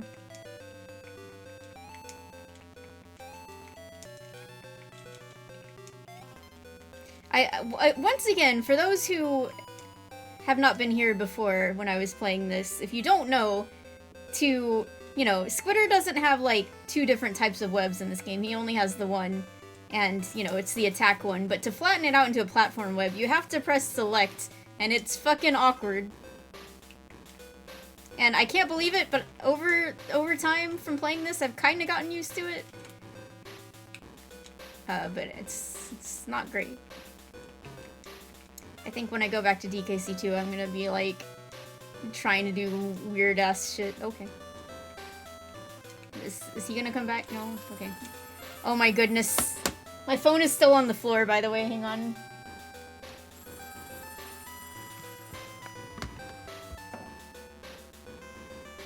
Just a second.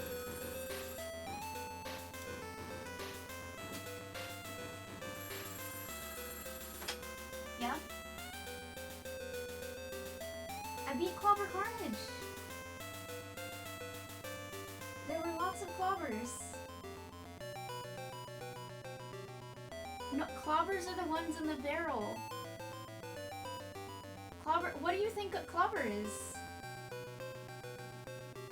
What the fuck? What are you talking about? Cautious? They're not, what? Okay.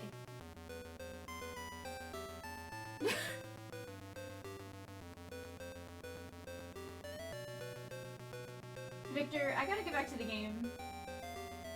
I'm hanging up on you. I'm gonna hang up on you. What? They're not even in this game. Bye.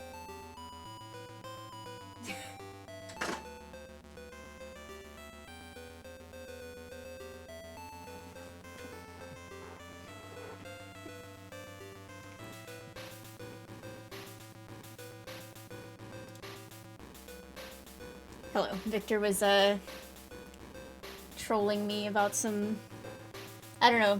He was asking me, silly questions about which Kremling is which.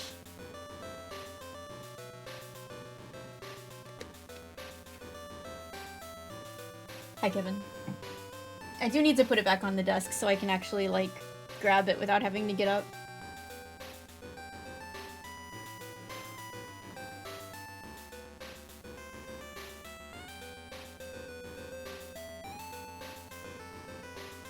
I could see a Swanky event being on the Feast layer, because he's like a showman and it's a theme park. That actually would be the most fitting, I think.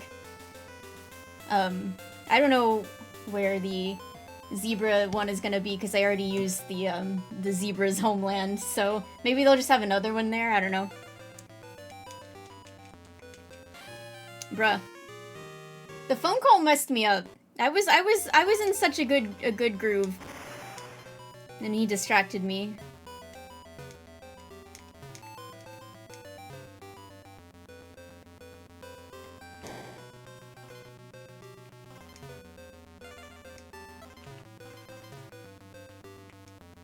I think the whole reason Victor actually called me was he wanted an excuse to use his on-hold music.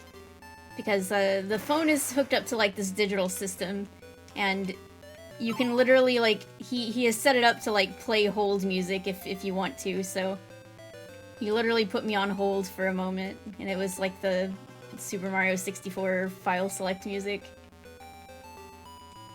And he also has like Bomberman music. He has multiple different hold songs, which is really better than most places that do put you on hold for like an hour.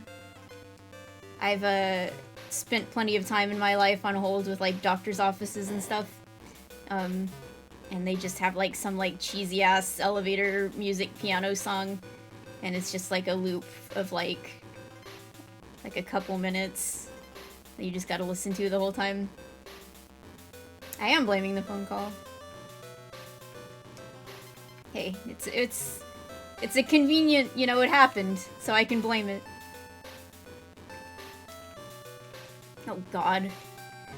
Alright, the halfway point, let's go.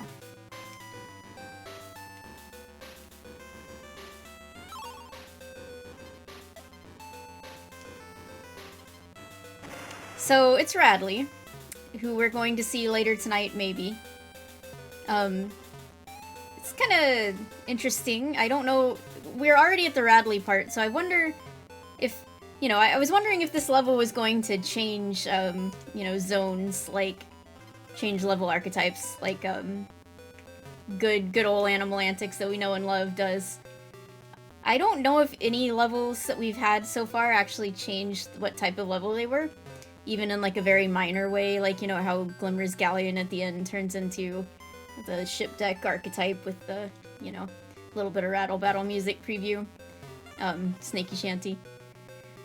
But I don't think in this game there's been anything like that, so I was a fool for even expecting that it might happen. Oh, okay.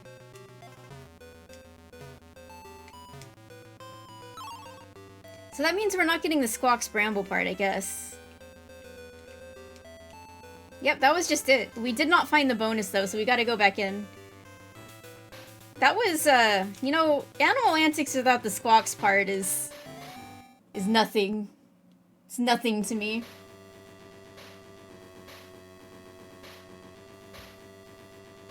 The best thing about being on hold for forever is, the cheesy-ass music they have, but then, like, every few minutes there'll always be a little message that's like, your call is important to us. Please stay on the line. We'll answer your call in the order it was received.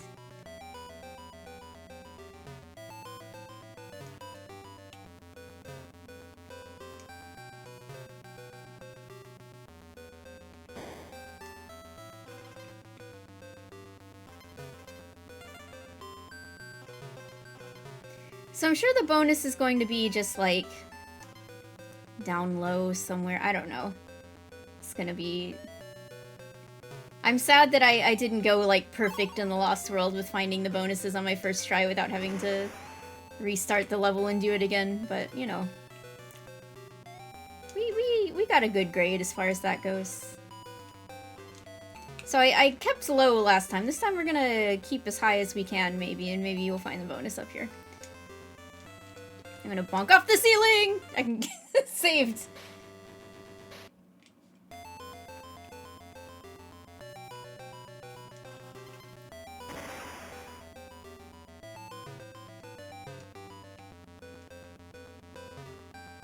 I look forward to when we play Strikers on this series. Whenever we get to like sports spin-offs and stuff, it's just gonna be like fun. I'm not going to like force myself to like 100% Mario Power Tennis. That would be kind of ridiculous. But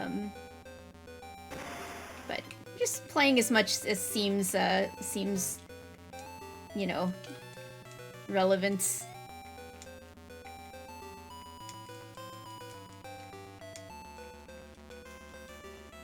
Oh god. Oh, where'd my thing go? I couldn't even see it because the bananas were like interfering with it.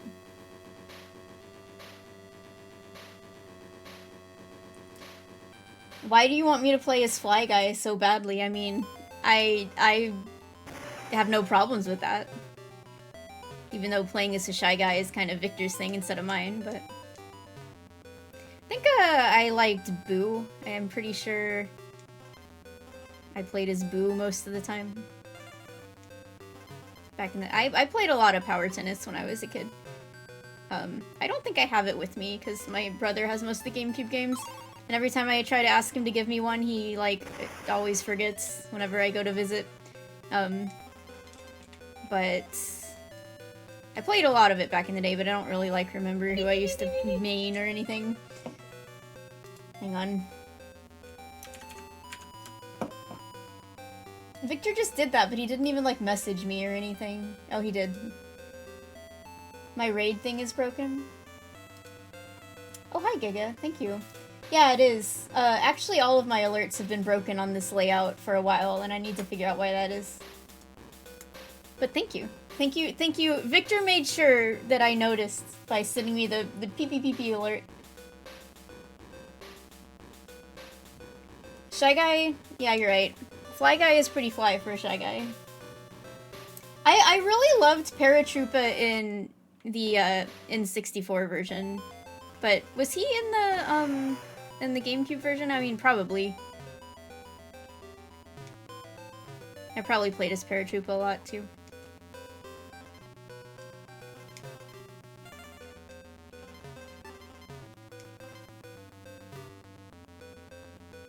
Yeah, one of these days I will figure out why my alerts don't work on this layout and get it fixed. But until then, I'm like, well, it's maybe I can just say I'm doing it on purpose so it doesn't distract from the, you know, integrity of the Kremling Kronology. This is serious scholarly research that I do here, you know? We can't have it, we can't have alerts distracting us all the time. Alright. So right now we're looking for a bonus in this level, and it's, eluding me.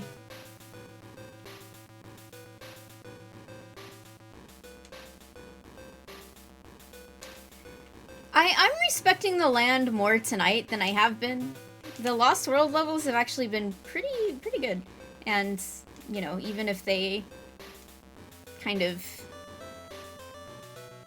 You know, maybe it's just that they've all, like, lacked, the gimmicks of their counterparts. Like, Jungle Jinx didn't have the tires. Black Ice Battle was pretty much the same, because Black Ice Battle doesn't really have a gimmick besides just being a ice level where you go down most of the time, so it did that. Animal Antics doesn't have the squawks part that everybody knows the most, the windy squawks part. Fiery Furnace didn't have the little, directional barrel thing. Clobber Carnage had clobbers in it, but it didn't have any kabooms in it.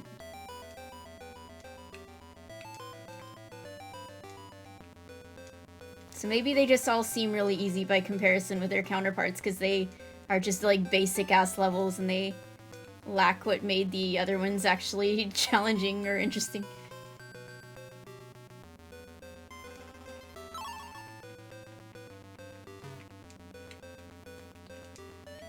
You know what's frustrating is that I went to the bathroom before I started streaming, and I already have to go to the bathroom. I don't know what's wrong with me.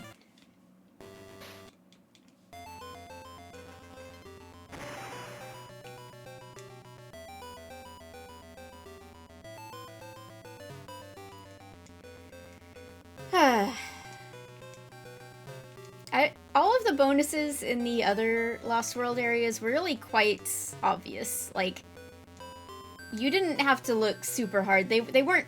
Okay, so a lot of the bonuses in this game will be hidden in some, like, obscure place. Like, oh, I just have to, like... They're up here in this empty space in the level. And you have to, like, really look out of your way in a non-obvious spot to find them. But so far in this world, they've been kind of, like... Oh, what if I explore this, like, little path down here? Like, they're literally visible on screen just as you were passing them by. Stuff like that. So they haven't been hard to find at all. But this one is tricky. This one they did tuck away in some, like, nonsense location. Lucky for me and my incessant need to pee, you do have a break coming up pretty soon.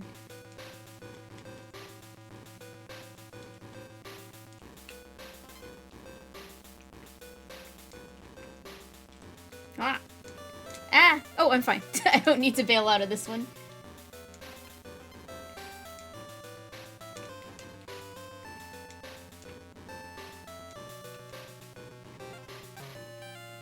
No, it did the thing! It did the thing! I fell from too high up! Even though I know there's ground down there.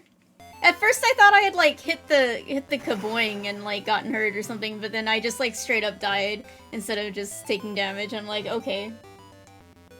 How about this, Buzzard? If you know, tell me what part, like what animal buddy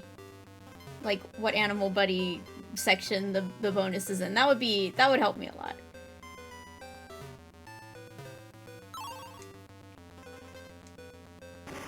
It is in the Squitter section, alright. Well.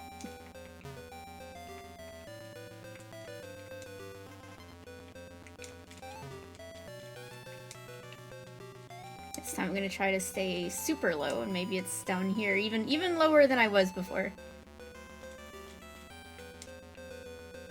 I guess not. Okay.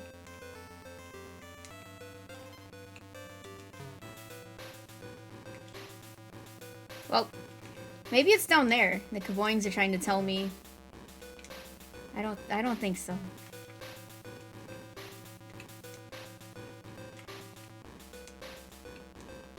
Okay, I'm gonna try to not die by falling. Maybe it's down here? No.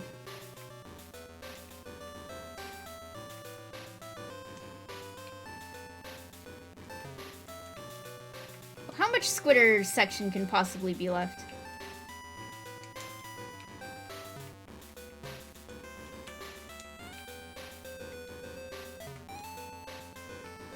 Is it up here? Because there was a random ass banana.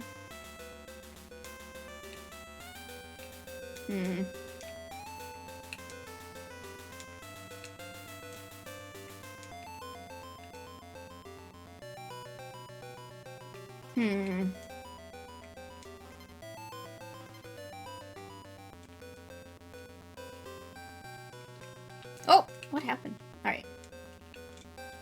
Ah! No. Yeah, sometimes they just, you know, they're taking all the bananas away and they just drop one. Back to the Squitter section.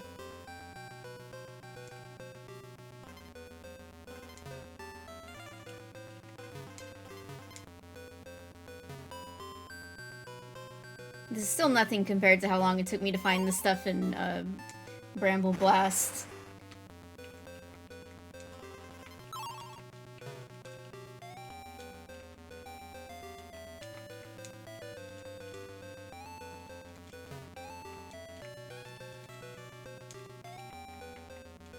I'm starting to, like, know this level a little too well. Like, yeah, I know. This is the end of this part. I can just jump on over here.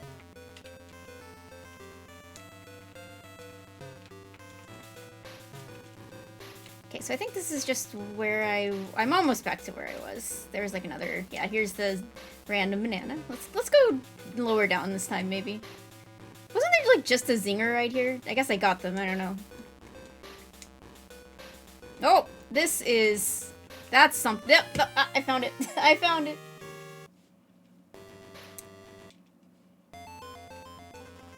Alright, time to get all the way back over there, but at least I know where it is. Yeah, this is by far the hardest one to find in this area. Like, all the others were pretty easy. But, you know, they gotta make the literal last bonus in the game. They gotta make it count, you know? Last bonus, last Donkey Kong coin. Well, this time I really am almost done. Because, I mean, hopefully the true final battle isn't all that hard. We'll see. I gotta say the main final battle of this game was extremely easy.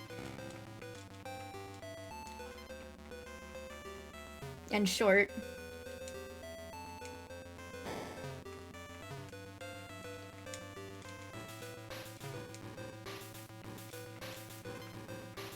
Alright, time to chart our little path.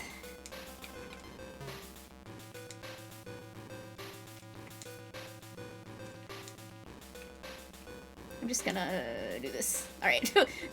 Barely. I think a K-Rool essay section, there's literally never been anything in my life that I am better prepared for.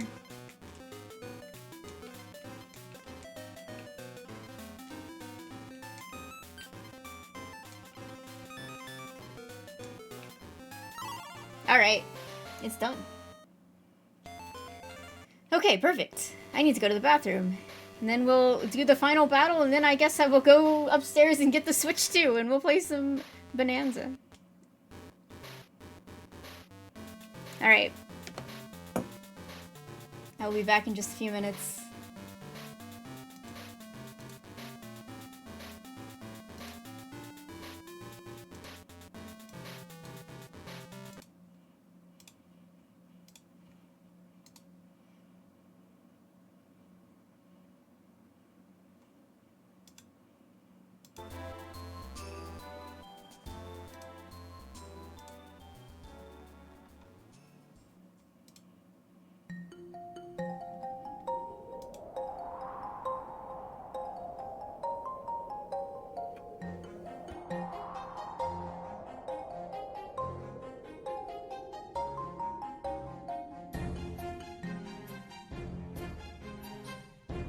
Okay, here's a fun game.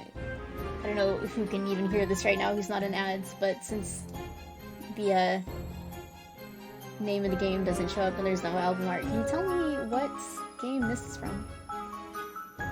Anyway, I'll be right back.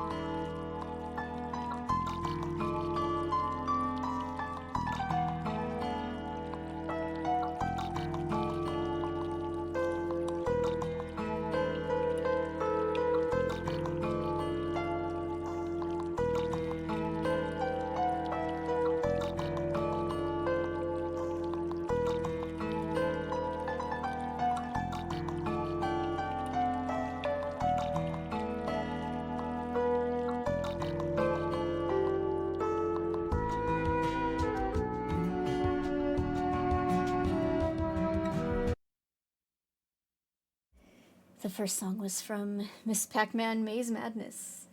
Although not the N64 version, because the music in that version is... They like shortened all the songs to squish them onto the N64.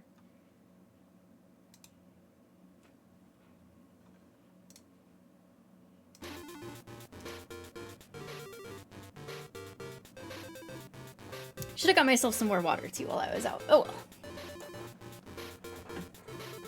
Yo, thanks for the sub. So basically, there is no difference at all.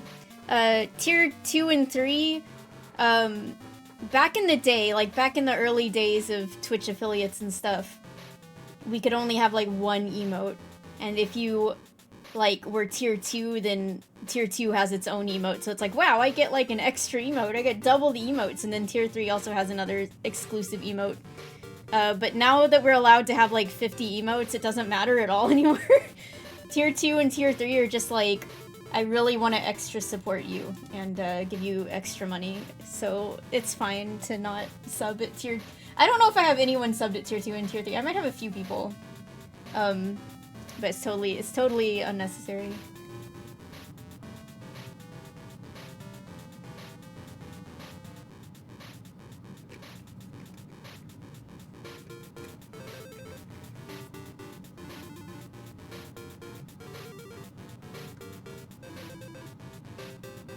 Alright.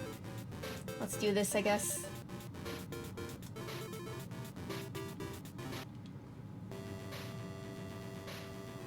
That's true. They do count as multiple subs for, like, the purposes of if I was trying to make partner or stuff like that. But on the viewers' side, they don't really make much of a difference. Oh, Victor is coming. Okay, I don't know. I just wanted to make sure he wasn't gonna try and distract me when I was doing this battle here.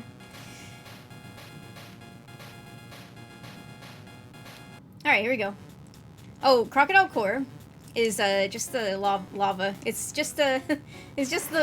We are just in the volcano. I mean, I guess that makes sense, huh? It's a lot less, like... It's a lot less cool looking and, well, I just let him, like, steamroll me. Sorry, I am getting distracted. Victor's making... Oh, Jesus, he's making a lot of noise out there.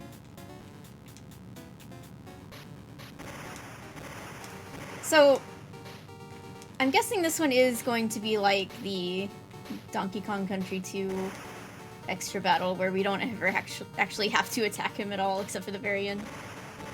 Oh. Nope, nope. Whoa, okay, that goes a little fast there, buddy. I love how they have to recreate the sucking with leaves because we get a DK barrel during this. Oh, the spiky... Wait, I don't think he had the spiky balls in his actual original battle in this at all. He didn't have spiky balls until now. Okay, bringing out the big guns, literally. Oh, oh god, this is actually gonna be hard, isn't it? Oh man. Alright, alright, alright. I'm up for it. Get to spend more quality time with my boy. That was on me. It just kind of like ate my jump there, but I think it was because I was like against the wall. I just gotta make it far enough. What the tip of the gun? Yeah, and then because I don't know, you have like so much. You don't have. There's like so little screen space to work with here. Okay, it keeps eating my jump specifically like when I'm over in that corner. I don't know what's up. But yeah, you don't have a lot of time to like prepare with what's coming here. You gotta react like real fast. A true final challenge.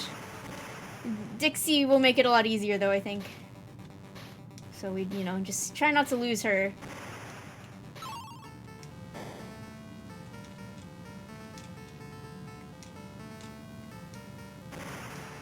Oh god. Oh, oh. Yeah, it like totally eats my jump when I'm up against the slope. I gotta try not to be in the corner if I can help it. I don't know what's up with that. What the? Like, what am I even? What am I supposed to do there? Besides just make it there with both Kongs and try to survive it.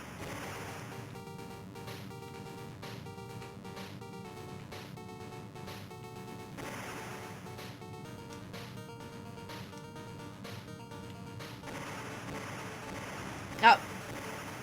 Well, it's fine.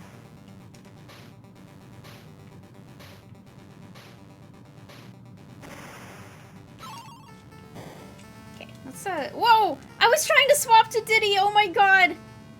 Because Diddy is actually maybe more disposable during this part. Jesus Christ, this is so... Ah! Okay. It is nice, it starts you out automatically with both Kongs here, though. I don't have to, like, go find Dixie or even, like, collect her from a barrel at the beginning. It's just automatic. Good lord, I'm gonna have to like pause buffer this shit.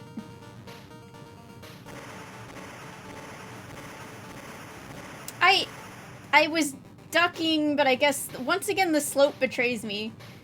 Because I guess that pushed me up just enough to take the damage from it. Okay, trying to swap here is not a good idea. I'm gonna learn my lesson and not do it again. You just don't have time for the swap animation to play out before he comes and gets you, so... Swapping between Kongs? No. What you gotta deal with whatever Kong you're on. Just make the most out of it.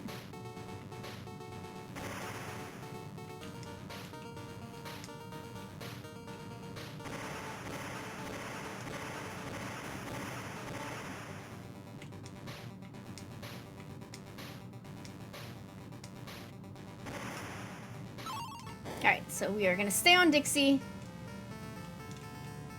Oh! Buddy. Okay. The old bouncy balls. Yeah! Alright. Oh boy, I got sucked in. Okay, now time for the fucking impossible part. Again, with it eating my jumps, but I'm trying to figure out, like, what the ideal thing to do there, like, even is. Good thing we could save. Yeah, did anyone ever actually beat this? Did the, devs actually beat this? Oh man, we gotta... Why does it put me out of the Lost World? Like... Maybe it just always puts you on the main island map when you reload in. I don't know, I don't remember.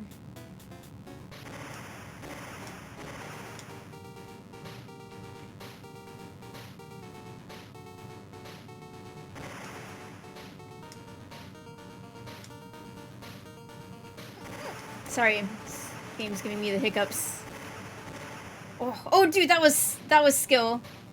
Not that it matters, because I'm about to get the, you know, where the DK barrel checkpoint is anyway, but...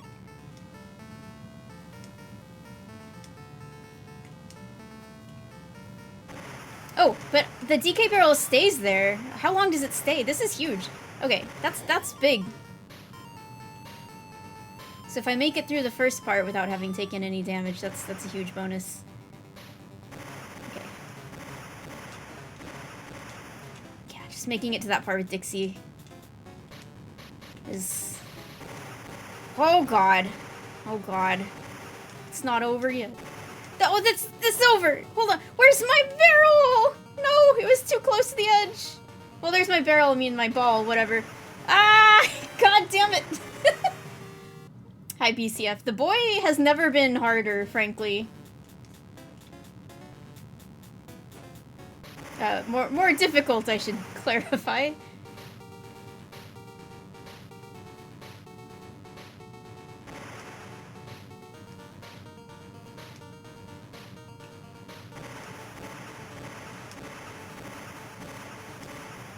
Dude, I've gotten good at that part, though.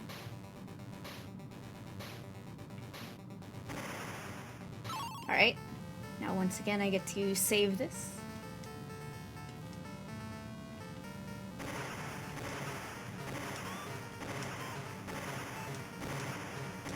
Alright.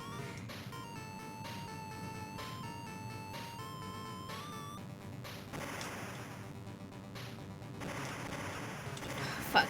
God damn it. No, I'm screwed. Ah! Okay, so he goes, the times where he, like, goes back and forth between phases, he doesn't always do it, so it's a little tricky.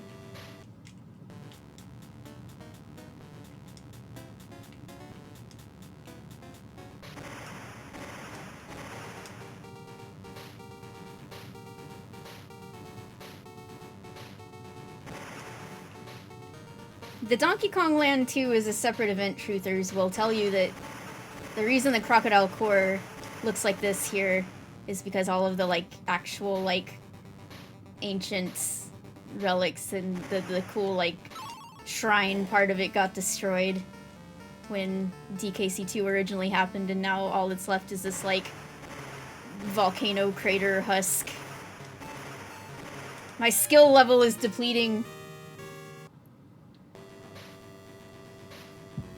I was really gaming there for a little while.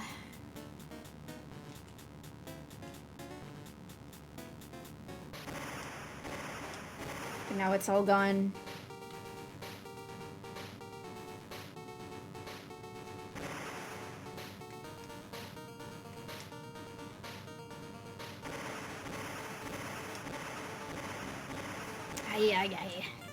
I wish I could just exit and start over. Like, if I already get hit there, I'm just like... Just let me try again. Here we got 1, 2, 3.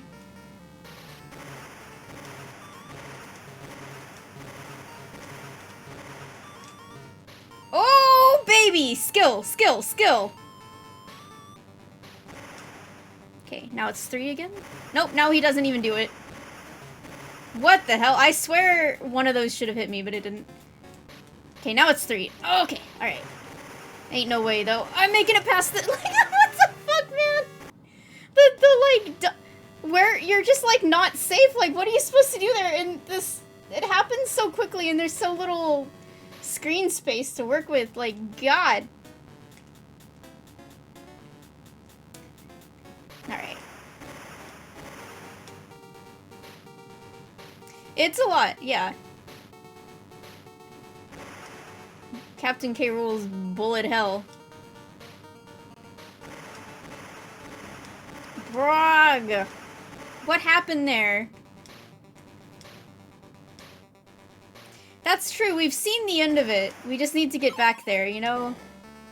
I've done it once, I can do it again. This is 3 again? Yes, okay.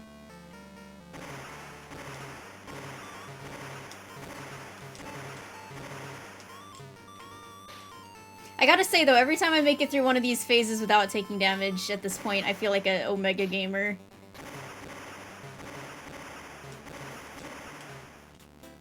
You know what? Oh, this is gonna be it. Oh, fuck. Ah! Okay. Hold on. I'm gonna tell you what I was thinking in a second.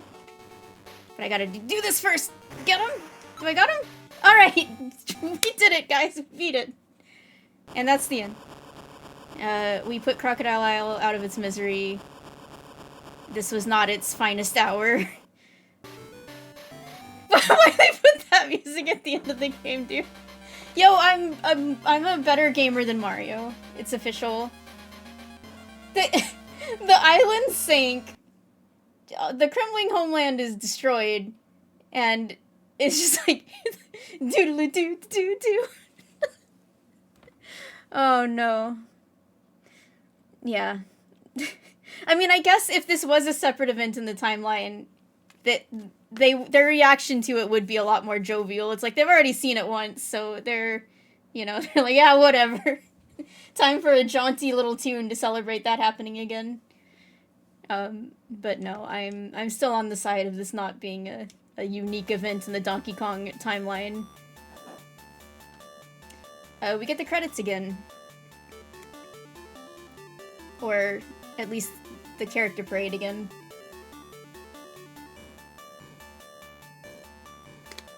Anyway, what I was gonna say is the part where, like, he's shooting the regular cannonballs on the bottom and the bouncy spiky balls on the top, I realized it's just kind of, like, psyching you out.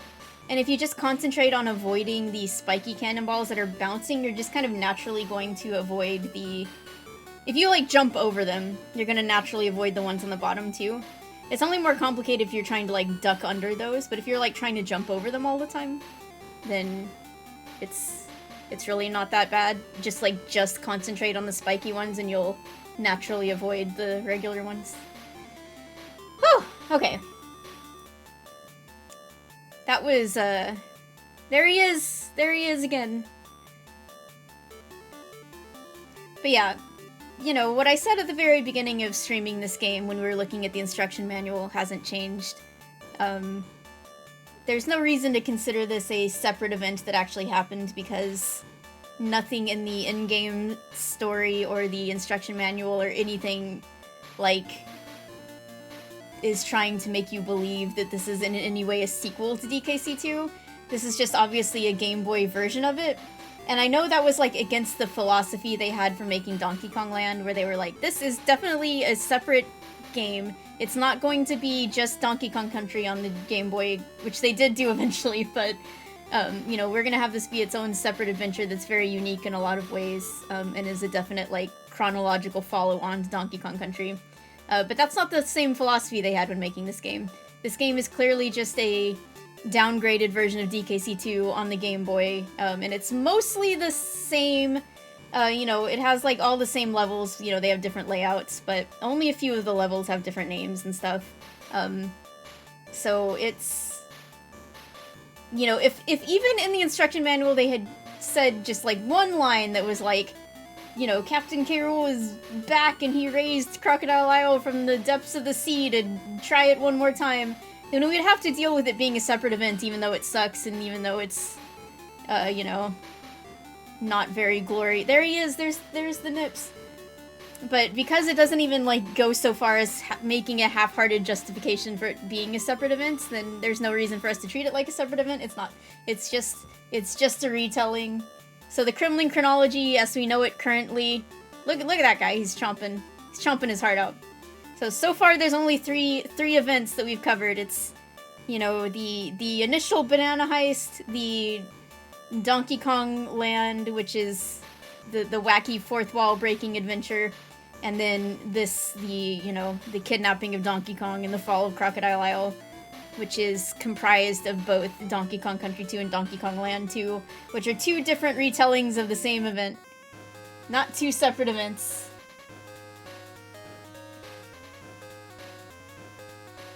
That makes sense, Jim. I can see that.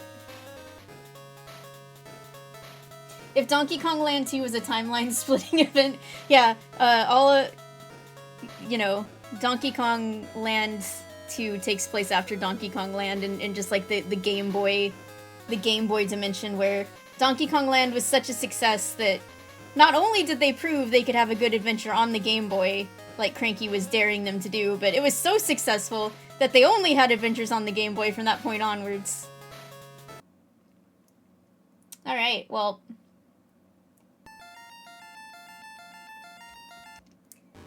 There it is, 100%. There's no 102% in this game, but we did get all of the, you know, we're the ultimate video game hero. We are better than Mario. And you know, Cranky's not even on that screen, is he?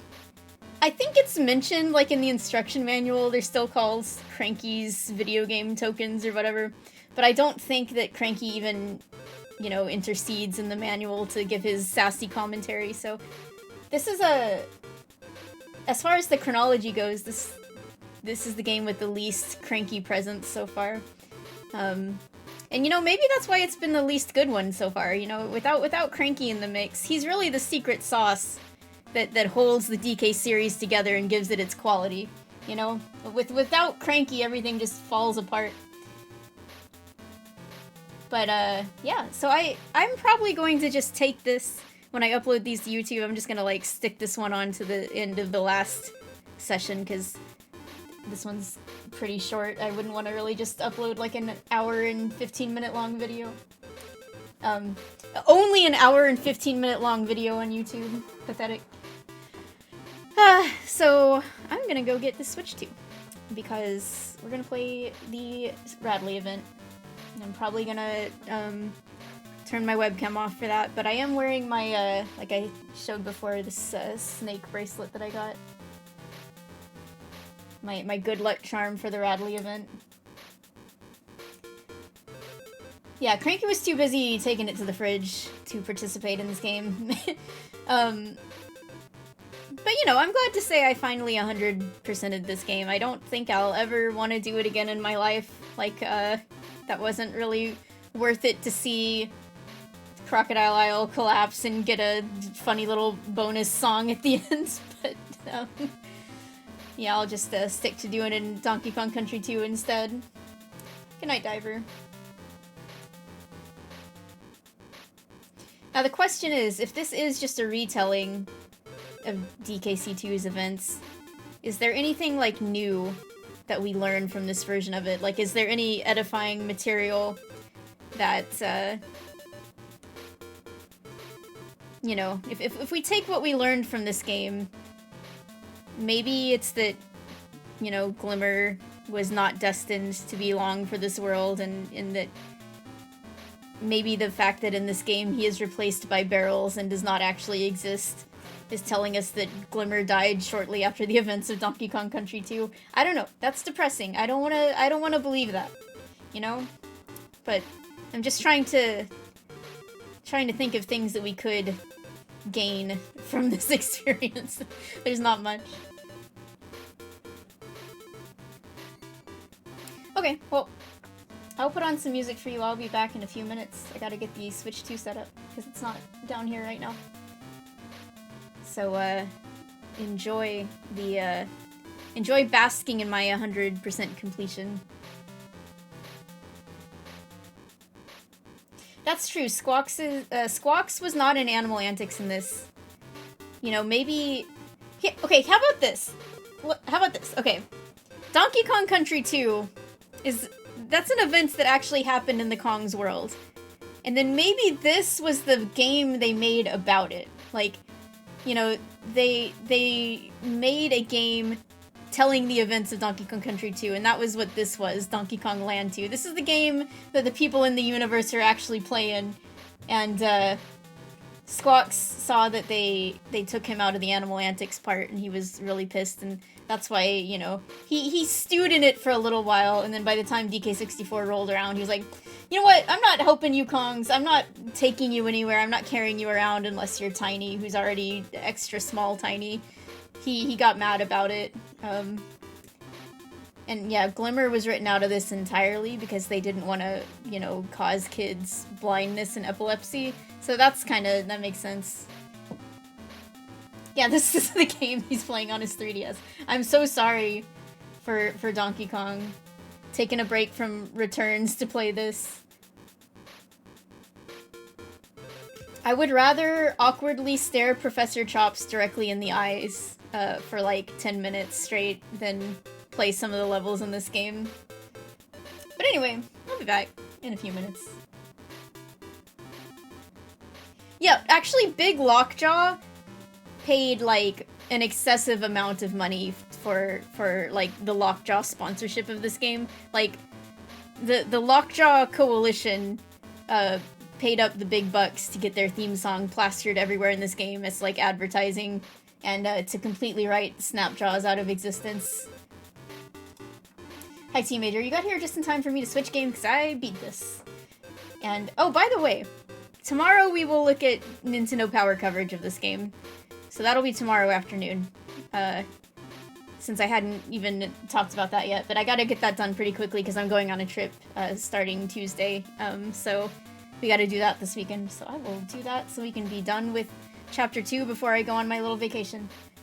But yeah, I will be back in a few minutes.